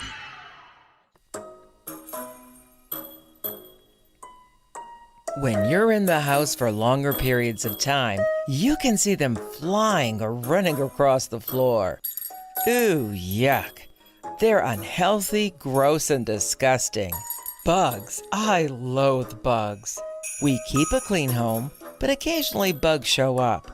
Well, I found something that is tougher than bugs. Orange Guard. On contact, it kills hidden bugs, including ants, roaches, and fleas. Plus, Orange Guard is a residual repellent. All of the ingredients of Orange Guard are on the FDA generally recognized as safe list. Orange Guard may be used around food, humans, and pets. It comes with a 30-day money-back guarantee. Orange Guard, available at orangeguard.com, Whole Foods, and Ace Hardware.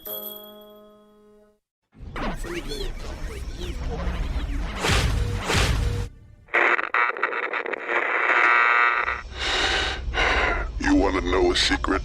I love ponies. I really love ponies. I'm serious. I couldn't stay sane without ponies to brush. Why fade to black? Because you never got that pony, damn it. This is Fade to Black with Jimmy Church on the Game Changer Radio Network and KGRA, the Global Radio Alliance.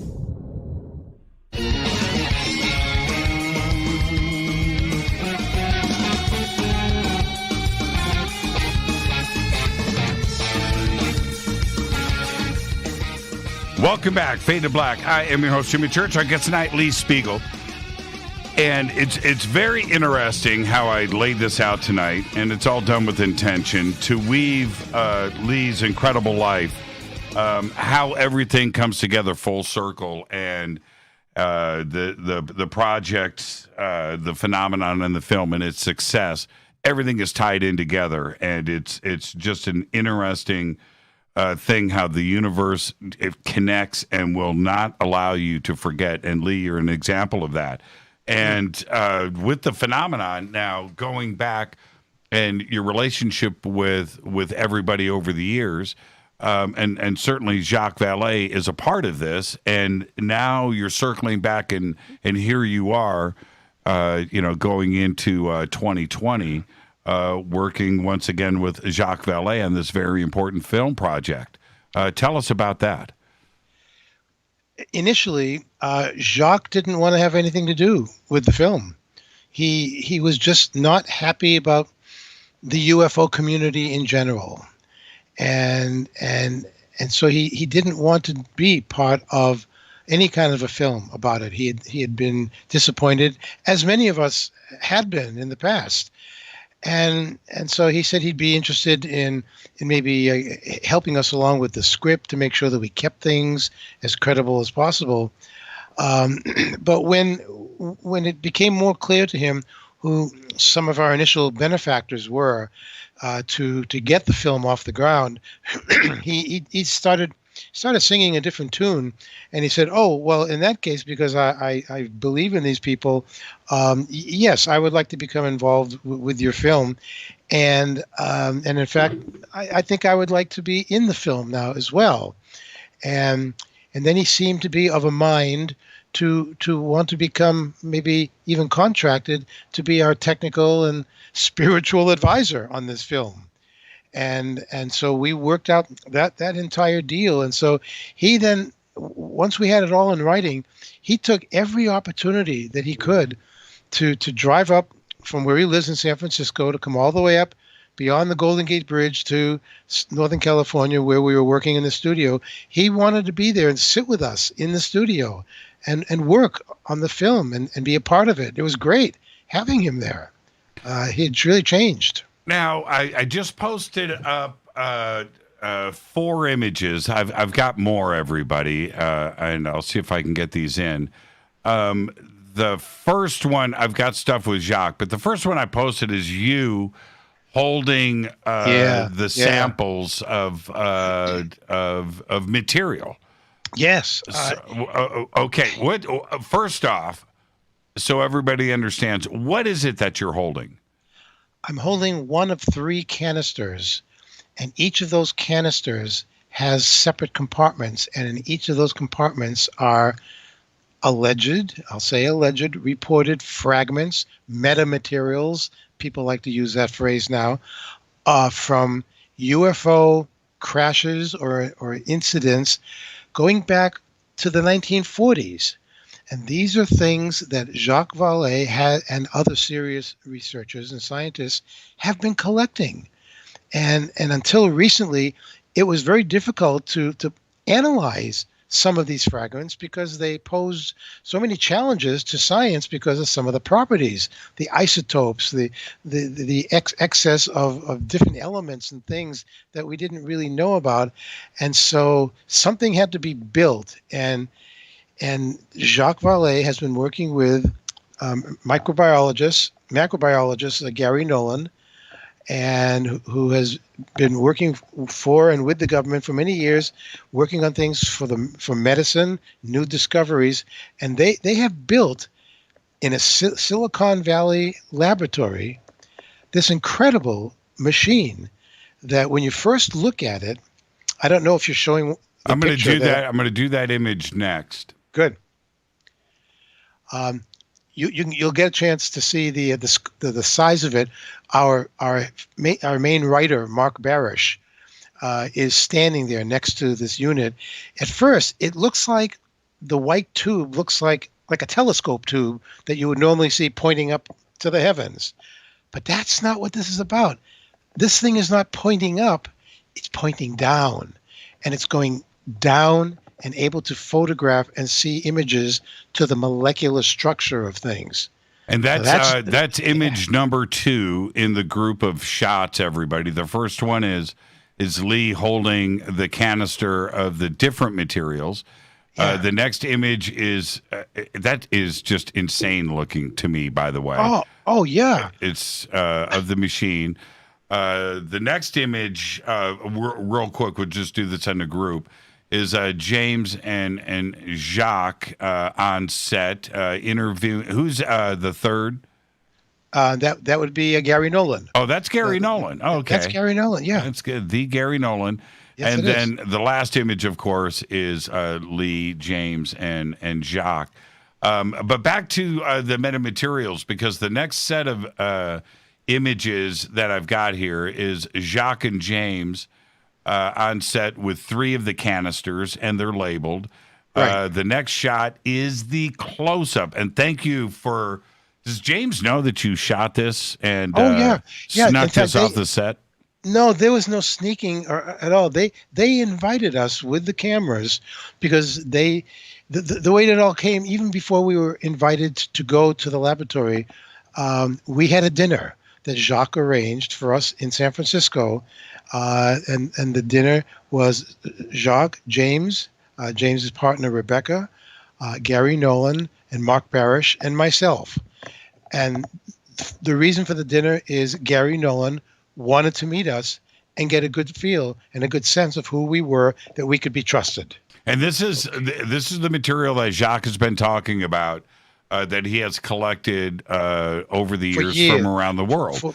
When he carries this stuff around, this stuff goes into a special locked box that is probably safer than anything in Fort Knox, and he doesn't let it out of his sight and out of his arms. Now, what's interesting for me and for everybody else, because I know what you're doing, you're looking at it, you're reading the labels, right, that are there. Well, and one of them in the center canister is Brazil. Right. Yeah, and I think there's another one above it that also says Brazil. And then the one on the top, it says Gato. These are all different places, again, from different areas, where I think the one on the bottom left, the purple one, is Bogota. Mm-hmm. Yep, Bogota. And you can, in fact, when you look at the movie, this phenomenon, we show a couple of the actual pieces in question. Now below, okay, and I'm looking at the clock here. I don't want to run out of time. Yeah. But when you sent me this, I immediately, now, and you see Brazil and you see Gato, and you've heard about these cases, but in the center canister, everybody wants to look at what these metamaterials look like, right? Okay. Of course. Yeah. The center one, that it's frosted clear. Did you get a chance to look at this closely?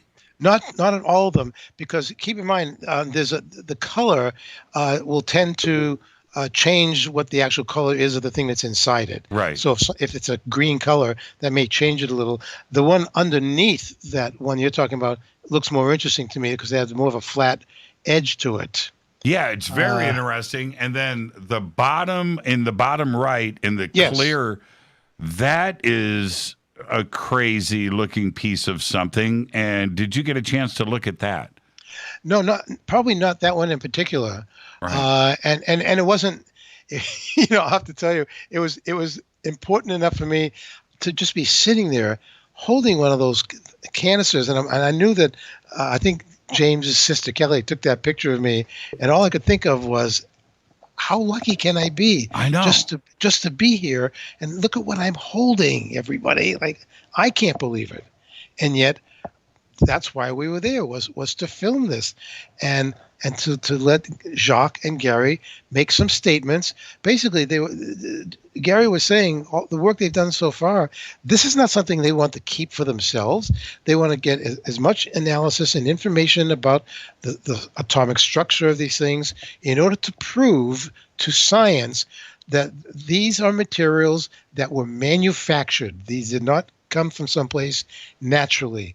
They were manufactured by someone and for some purpose. And in the film, Jacques looks into the camera and says, and we want to know what that purpose is. Yes, and he has, he stated on this show with me a couple of times. I've done a few interviews with Jacques.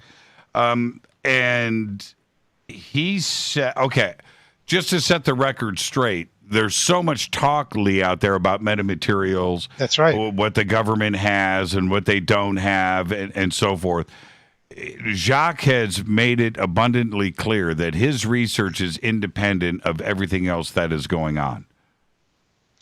Yes, and I believe him because he maintains, and when you see him there at the laboratory, it's hard not to believe him. These are people who are very seriously looking at something, to the point where who knows how much money they spent to create this.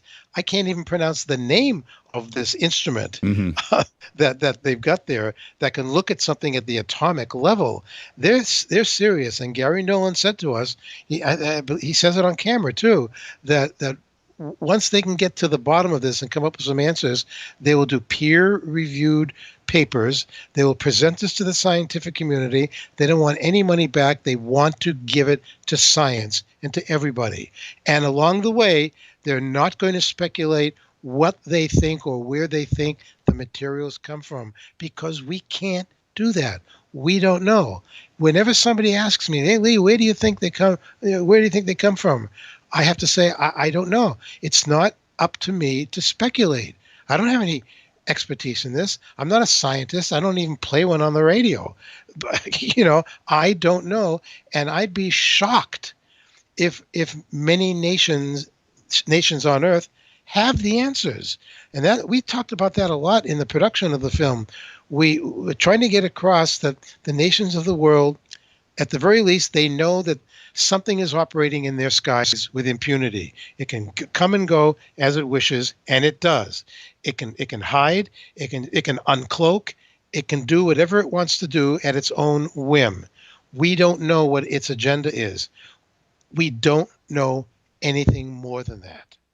We just don't. I believe that.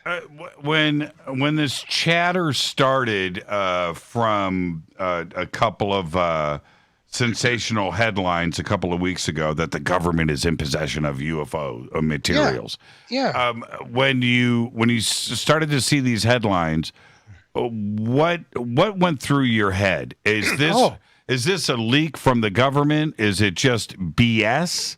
No, it's not a leak from the government. I don't think that the government wants the public to know that it may be in possession of something that comes from somewhere else.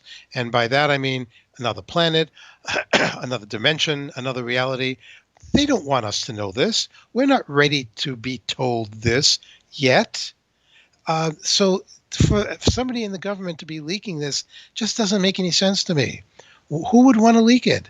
It doesn't make sense. At the very least, all that they've done is to say these 3 videos that we first started talking about in that December 17th, 2017 New York Times story, where all of a sudden in our culture we had a new word, UAP, followed by the Tic Tac UFO. So now people are talking, did you see the video with the Tic Tac UFO? Oh, did you see it? It gets people excited because it's something that's unknown or unexplained. The people who chased these things, who have been chasing them, I was more intrigued by the story from a couple of weeks ago, the American Airlines flight over New Mexico. And the pilot saw this thing, a long cylindrical object that came right at them, went right over their plane. They immediately reported it, and the control tower, they had the recording of it, and the airline didn't try to downplay it or deny it. They actually said, this radio transmission did come to us from the pilot. So obviously this thing happened. They saw something, but nobody was saying, it must have been a lenticular cloud. Had to be Venus. Wasn't Venus bright that day? Nobody's actually saying that now. They're actually saying, the pilot saw something. So we don't think that there's any danger. And this is the non-stated thing that I say all airline companies are doing. Nobody in the airline business wants to come out and say to the public, look, we know that some of you have probably seen strange things outside the windows. We know there have been reports by many of our pilots.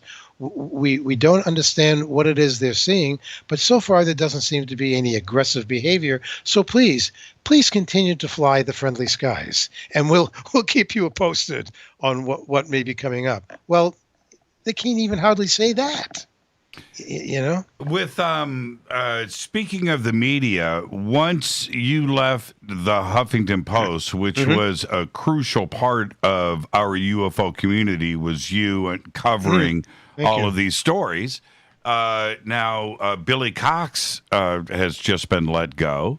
I didn't know that. Yeah, so excellent writer. Excellent writer. And that happened.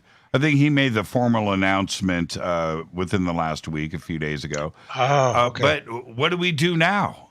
I mean, I know we've got Tucker Carlson, but I think his foot is off the gas. But we don't have anybody writing out there anymore and covering these stories. Well, I mean, some stories will still continue to come out by credible writers.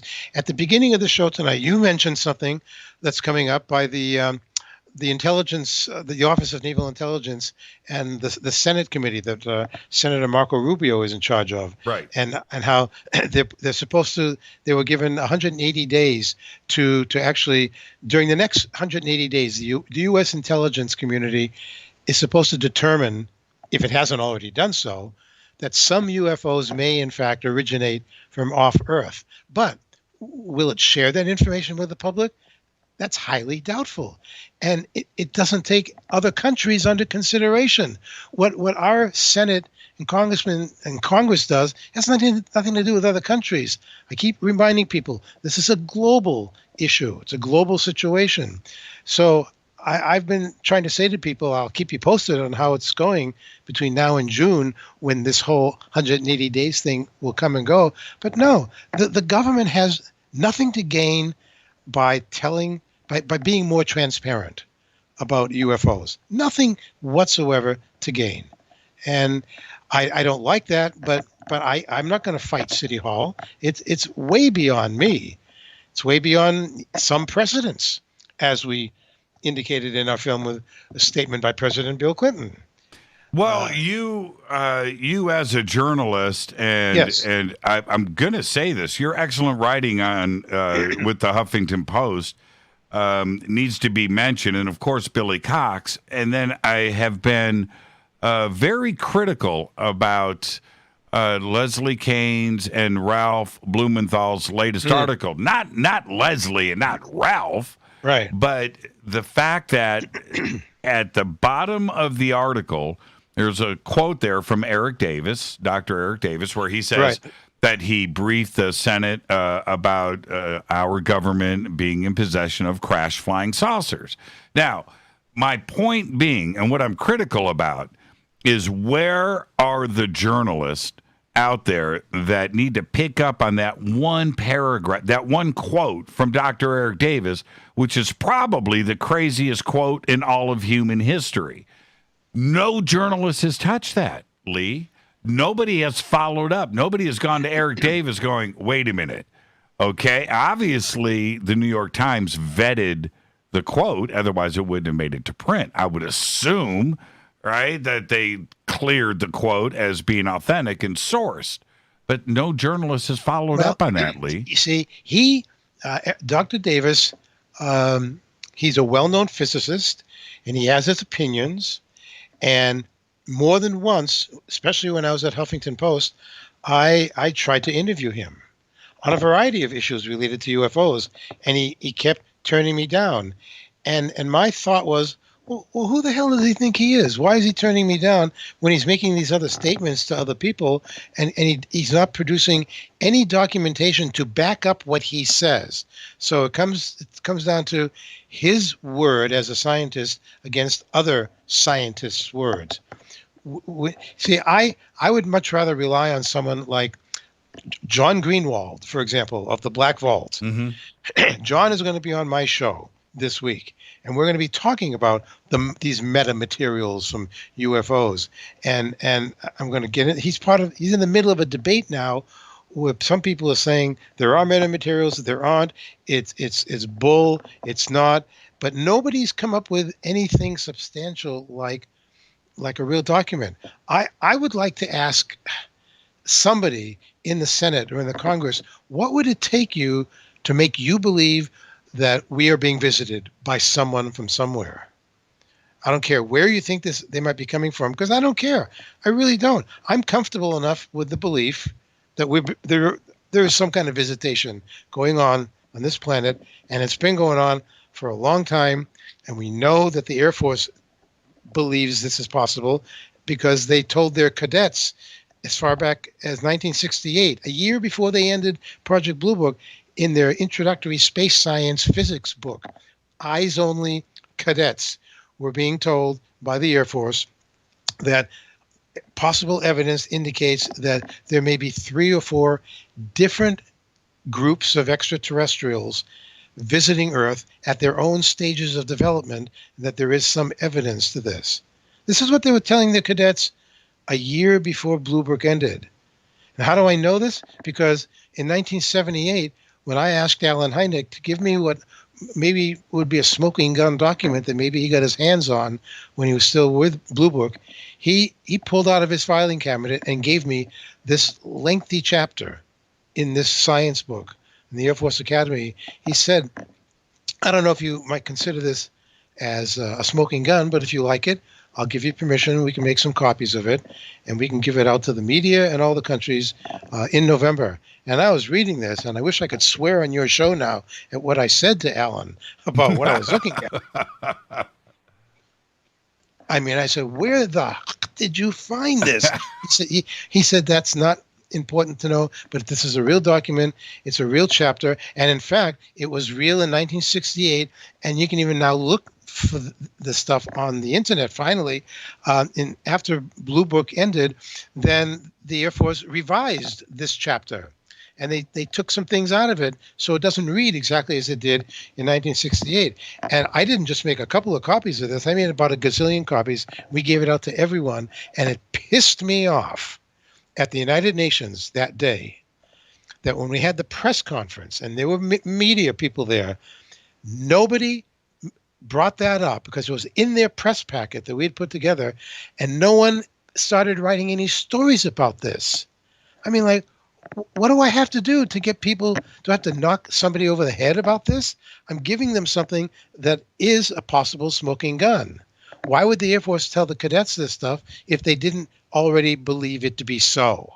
Lee, what's wrong with this picture? Lee, I'm having too good of a time in this conversation. Can I get you to hang on for another 20 minutes, another segment? Do some overtime with me? I like you. You've got a good smile. You know, it's been 4 years. It's been 4 years. Lee Spiegel, let's take our break right here, and we'll come straight back to some overtime.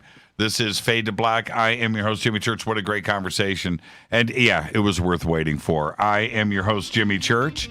This is Fade to Black on the Game Changer Network and KGRA, The Planet. I'm your host, Jimmy Church. Follow me on Twitter at JChurchRadio. We'll be right back after this short break. Stay with us.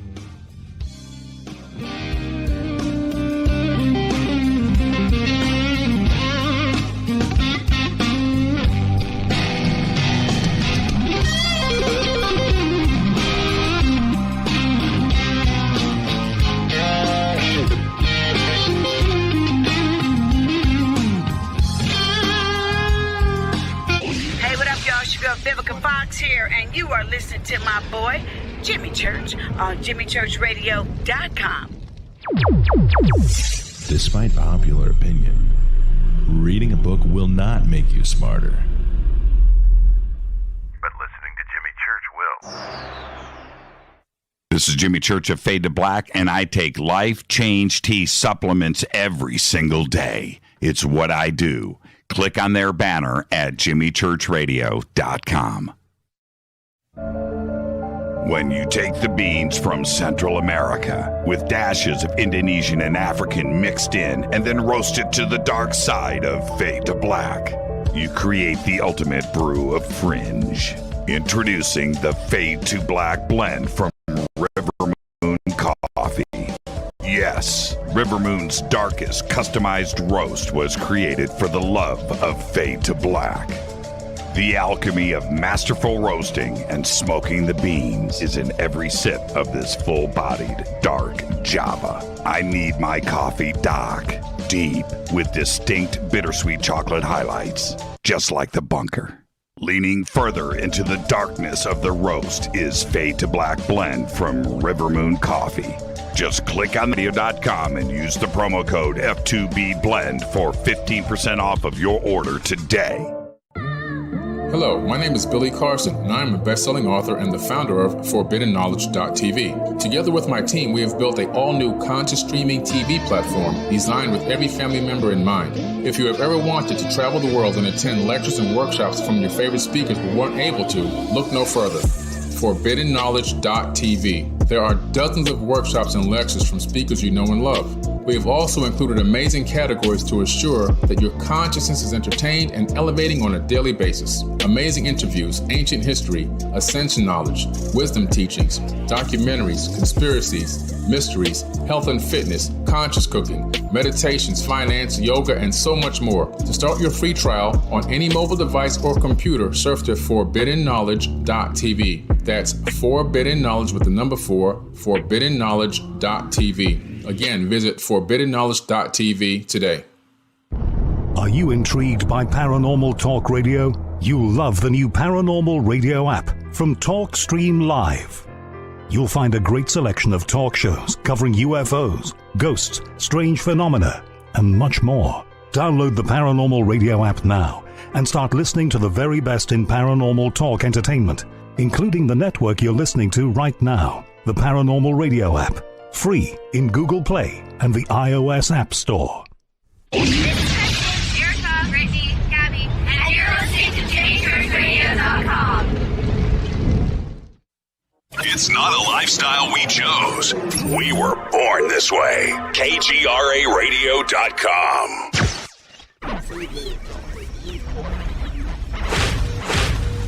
This is KJCR at JimmyChurchRadio.com.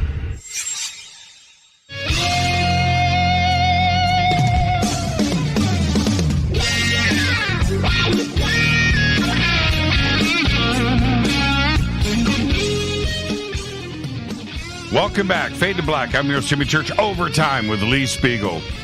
You knew this was coming. There was no way. There's no way I was going to go to phone calls. Can't do that. Lee Spiegel is here going into overtime. And Lee, thank you for doing this and extending the show a little bit. We all appreciate that. Having a really good time in this conversation. When we get to overtime with a guest, I like to get a little bit looser and have a little bit of fun. You have, over the years, and I want you to laugh out loud. I want you to give me the Lee Spiegel laugh. You have never held back. You have never held back. You have been honest in your opinions. Sometimes it's been strong. You have been the champion of ruffling feathers, including my own, right? Okay. But so many want to call this the years of disclosure, that we are here now. You've been at this for a very long time, trying to get the answers to all of these questions when it comes to UFOs and ETs. Are we in the days of disclosure? I don't think so. I used to think so. I started thinking about disclosure in 1975 when I was working on my UFO album. I thought, wow, I'm getting close to this. Look at what these people are telling me. This is great. And as I began to, live my life from that point on, I started thinking, no, this has been going on for way too long historically. And I like to keep it simple. I like to tell people there already has been disclosure. There's a little bit of disclosure every day. People don't like to hear that, though. Well, I'm sorry. If people don't want to hear it, then they need to go find something else to believe in or not. Because I don't think. Look, the bottom line is nobody on Earth. This is my opinion now. Okay.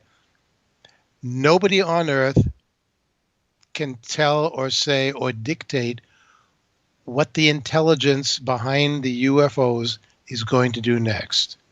Nobody. Because they've been doing what they're doing for a really long time on this planet. And so it's like, if they don't want to be seen, they turn their lights off. If they want to be seen over a metropolitan area, they turn their lights back on. They don't have to do that. Do they need those lights for driving around? Like we need lights on our cars or on our planes or on our trains? No. They know how to avoid each other, but I think that they turn their lights on because they want to be seen. And people don't want to hear that. What do you mean they want to be seen? No, that's not right. No. And then there's that argument that Stan Friedman always used to say at every one of his lectures. He would say, when somebody says that bit of UFO behavior is impossible, what they're saying is, I don't know how to do that. And since I don't know how to do that, well, then it must be impossible. And, that's the basic problem. And then there's another mantra. He used to quote what he believed was the debunker's mantra. And that mantra is, don't bother me with the facts.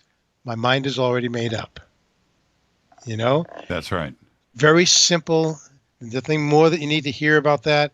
People want to believe what they want to believe if they think it helps their lives. And I don't have a problem with that. I'm okay with that.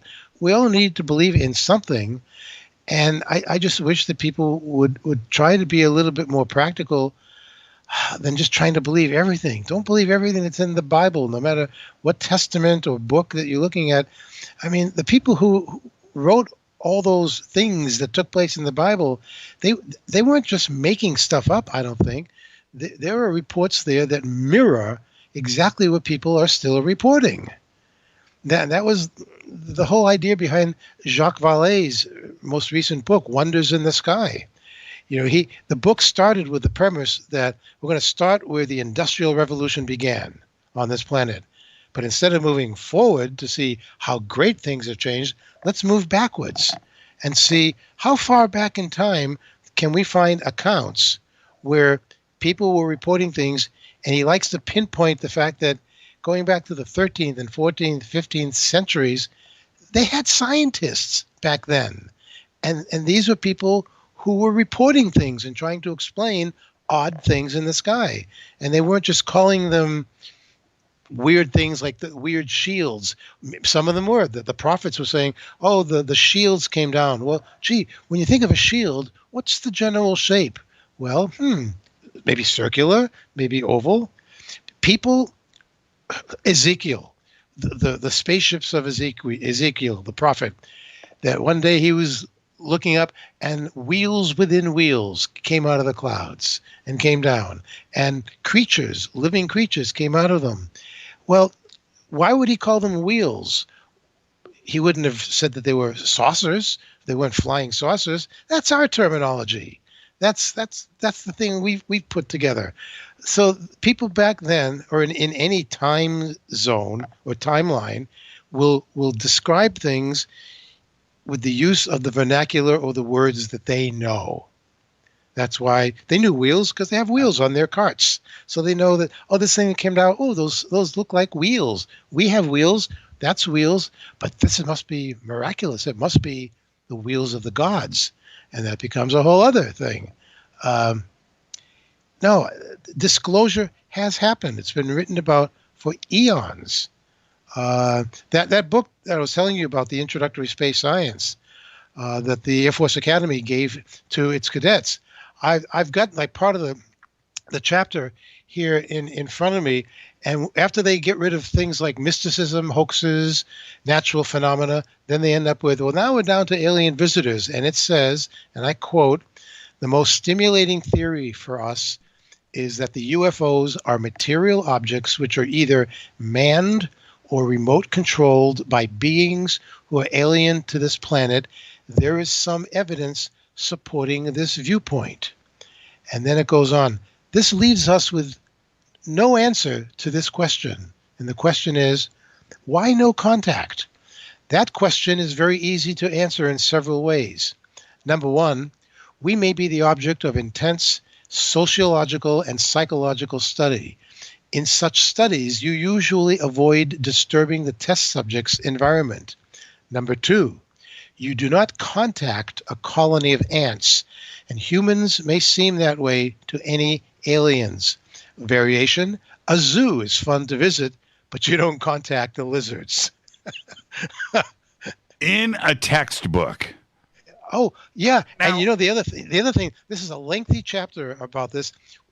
The coolest thing about this that I discovered, when all of this stuff is done and the chapter is over, then they have a whole section of a couple of pages of references for further reading, our cadets, our future military leaders, okay? For future reading to help form your own opinions, here's what we suggest. Remember, this was 1968. They suggest that the cadets read anything by Jacques Vallée. 1968. when I called Jacques and I said, Jacques, have you ever seen this chapter from the Air Force Academy? Do you know that they even talk about you in the chapter as well, some of your research, but they refer to your books? He said, no, I didn't know that, Lee.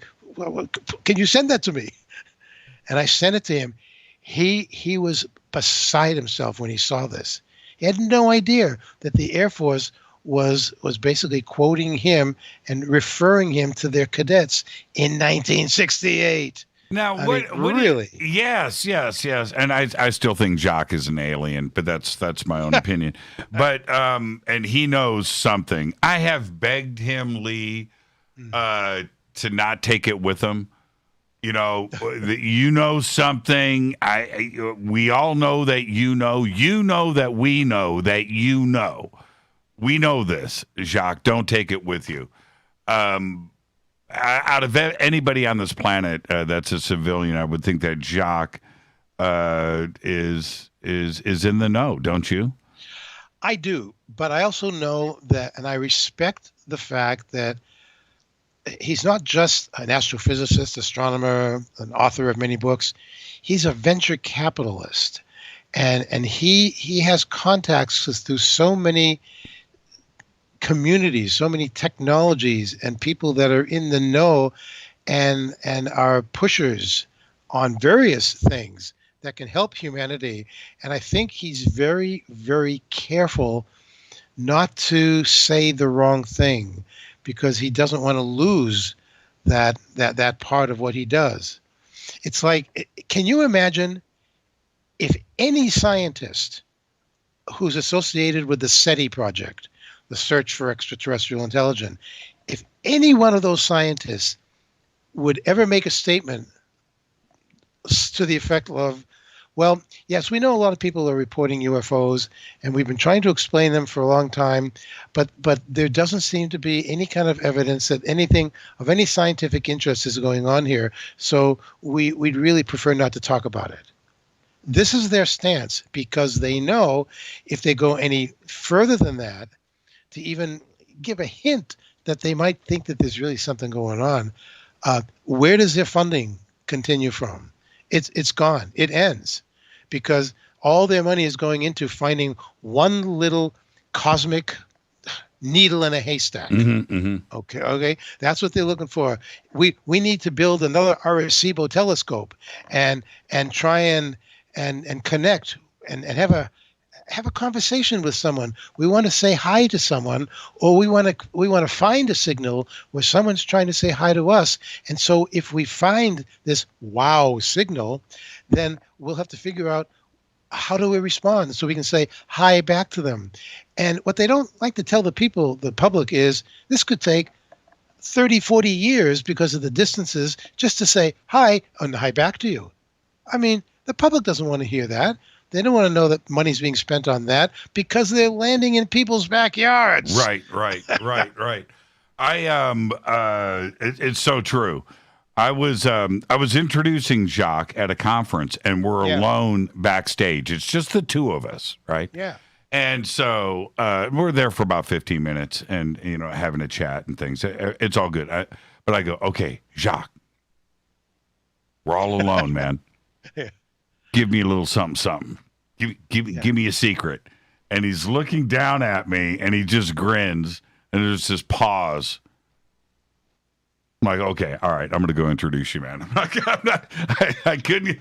It was hilarious, the grin, and I've tried so hard. Now, but here's the next question, probably just as important, which is, right now there are forces out there and individuals that want the world and the UFO community to think that the Pentagon is their friend. That right now they're talking, that right now they're leaking, that right now they're giving us the stuff. After how many decades of ridicule, right? And things coming out of the Pentagon. Is the Pentagon our friend today? No, I don't consider them our friend. What have they given us?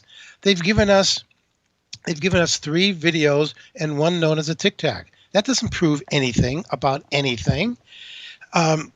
They've given permission to have some of their officials say that, yes, we can confirm that the United States Navy has, on occasion, that their fighter pilots have had very close encounters and played tag with unknown aircraft. Yeah, we'll allow that, but we're not letting you know what we think those things might be. And we certainly don't like talking about how these things seem to operate just as easily underwater as well as in the sky. Right. Okay. They don't want to talk about that. No, the Pentagon, again, the Pentagon doesn't have any authority over all the other countries in the world for breaking any kind of information like this. Nobody does. This was one of the reasons why I tried to do something at the United Nations, because I knew that it had to be a united front on all countries. It couldn't just be one leader of one country, trying to take the bull by the horns. And that's why nobody was paying attention to Eric Gary all those years ago, because he wasn't a big player. But like I said, for me in 1978, he was the only game in town. There wasn't anybody else I could go to do what I thought I could do. So I don't feel bitter that we're not being told more. I'm not sure that we're ready to hear more of the truth, whatever that truth is. People don't want to know what's going on at this place in Utah called the Skinwalker Ranch. They don't want to hear about stuff like that. In the interview that that James and I did with Senator Harry Reid, before the interview started, James and I were talking. Oh, we're going to talk about this and about that. And I said, "Do you think one of us should bring up Skinwalker?" He said, "No, I've got enough stuff that we want to follow through on. Let's keep him on point." And I said, "Okay, no problem." So we're in the middle. James is doing most of the interview, and all of a sudden, out of nowhere, Senator Reid says, there's a place in Utah. It's a ranch. And I'm looking at James and I said, where are we going with this? Doors open. he didn't say the name of it, but we all knew what he was talking about. He said, there's a place in Utah where over the years, every form of paranormal activity has been reported. Ghosts, poltergeist, animal mutilations, Bigfoot. I mean, he was just naming this stuff. And then he said, and there are apparently places like this in other places around the world. But don't you think science should be studying this? He was asking us this now. This was the former majority leader. And it's like, yes, of course it should be studied. And a lot of this, we didn't save that for the film. That's all still there. We've got all that kind of stuff that came out of him. He said, James said, do you think that our government has more videos than the 3 videos that have come out already? He said, yes, we've got it all. We've got it all, and it's just sitting there, and nothing's being done about it. Well, what do we do with that kind of information? Do we call him a liar? I mean, how far does skepticism and debunkery go when you're talking to a guy like Senator Reid? Or you hear what Chris Mellon, former defense official, how he's talking about these things as if this really is serious, and it is serious. Everything that's being reported has to be reported, but it has to be shared. Alan Hynek was always talking to me about how even if we could get the United Nations to let us have a little committee room or a little room, like an office room, that's all I was asking for. The problem of the international translation of all the information that would come from other countries is enormous. Who do we get to translate all the paperwork that's going to come through? That's enormous. Nobody really wanted to take up that task. And so when the community, not only the community, but those around the world that are here for these questions because of an emotional, a personal reason, an encounter, an experience, and they're looking for answers. And right now, it seems like for the first time to them that we're on the brink of something. where now it's like a tangible situation when it comes to UFOs for the first time in history. I don't want to see people let down, but they are feeling that something is about to break. But is it going to break because of the government, or is it going to break because of something out of the government's control?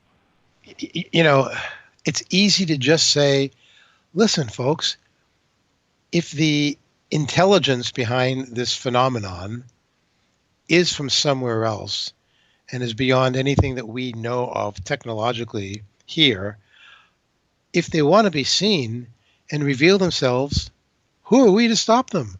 All they have to do, like from War of the Worlds or Independence Day, they can just show up above every major city and just say, yeah, we're here. Get ready. But they're not doing that. They're doing things more, what's the word? More slightly, it's like spy versus spy. Yeah, clandestine. Yeah. Yeah, clandestine. It's like we can do whatever we want, wherever we want to do it, and there's nothing any of you can do to stop us. And we're interested in how humans are reacting to what we do here. Did I just interrupt Lee Spiegel? Did I just interrupt you? Okay, good. No, I always prefer that when people do it. Gives me a moment to take a breath. I had Professor Avi Loeb on the show last week, and oh, good. Was he good? Yeah, he's great. And yes, his new book is unbelievably great and revealing. It's called Extraterrestrial, and he's another example, Lee, of what is out in front of the public. We have a professor from Harvard talking about Oumuamua. We've got these videos. Right. We've got pilots on record. We have Marco Rubio. We've got all of the television programming. We've got exoplanets being discovered. We've got fast radio bursts. It's like aliens, aliens, aliens every single day now. It's incredible, isn't it? It is.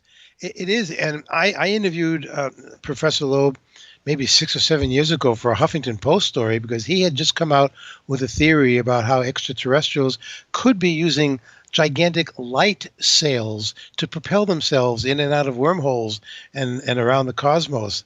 And he came under a lot of heavy stuff because of that.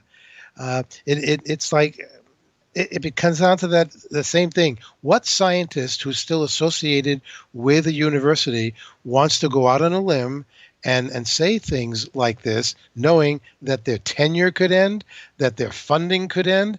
They would much rather keep it under wraps and write a book and maybe do a paper and not go over the edge, which is what these theories are all about. It's really tough. I'd rather hear someone like Michio Kaku come on, and he won't necessarily say, yes, I think we're being visited. But then you'll get someone like Neil deGrasse Tyson. There's another example. You know, he's like the people's astronomer now, the way Carl Sagan was.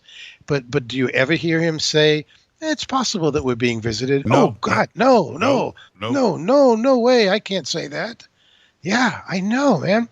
So we have to live with that attitude.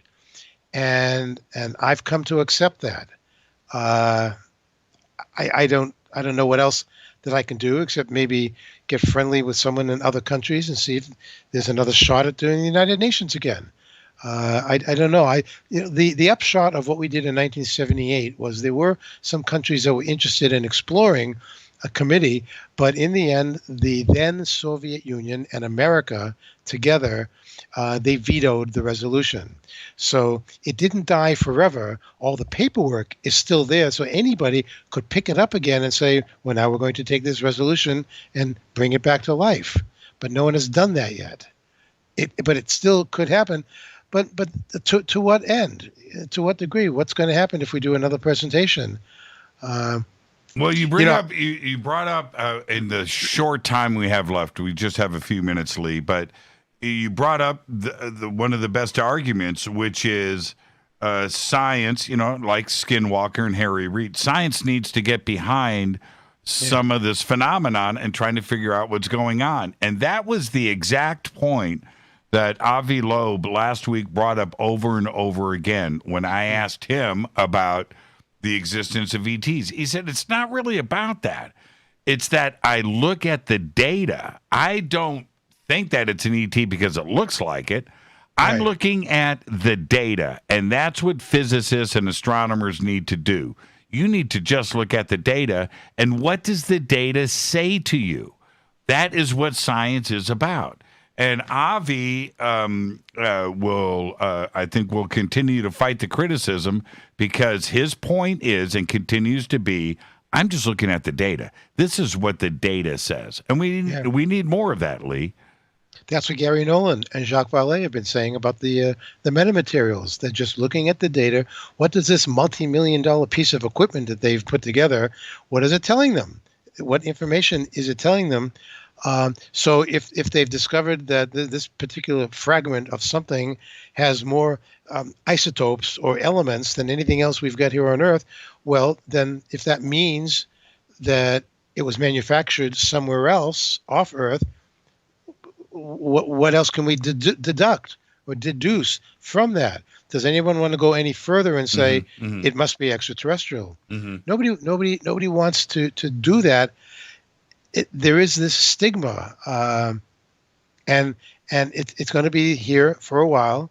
I accept that, but I don't think that we're not going to see the kind of disclosure that people want. I don't think we'll see it in my lifetime, or yours, maybe. It's not. We're not ready for it. Lee, how can everybody reach out to you? Are you on Twitter? I am, yes. They can just find me on Twitter, Lee Spiegel, or Facebook, Lee Spiegel. I'm there. I'm easy to find. And your radio show is on Thursdays. Thursday nights. This week you said John Greenwald. Yeah, John's going to come on, and we're going to get into metamaterials and find out what is this debate about? Who's telling the truth? Who's lying? Who should be put in jail for lying? You know, I don't want to name names because I'd like to keep being on the radio. I don't want to go through the experience again of picking up my phone in the middle of the day and hearing somebody breathe. You know, I don't need that in my life. Lee, thank you so much, and our community thanks you. I thank you. You've been at this for a very, very long time. You've been rolling that rock uphill. Don't stop, my friend. Thank you so much. Thank you.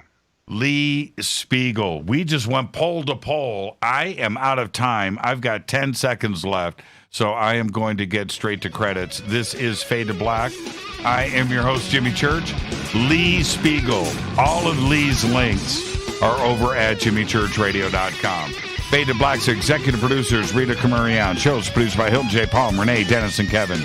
Announcers are Steve Harder, Gene Vitoa, and Mark D. Kovar. Webmaster is Drew the Geek. Music, Doug Aldrich. Intro, Spaceboy, spaceboymusic.com. Fade to Black is produced by KJCR for the Game Changer Network. Syndication is KGRA, The Planet. This broadcast owned and copyrighted 2021 by Fade to Black and the Game Changer Network, Inc. It cannot be rebroadcast, downloaded, copied, or used anywhere in the known universe without written permission from Fade to Black or the Game Changer Network. Very special thanks to Lee Spiegel, Race Hobbs. I'm your host, Jimmy Church. Tomorrow night, Stephen Bassett. I want everybody to be safe. It's time to Fade to Black.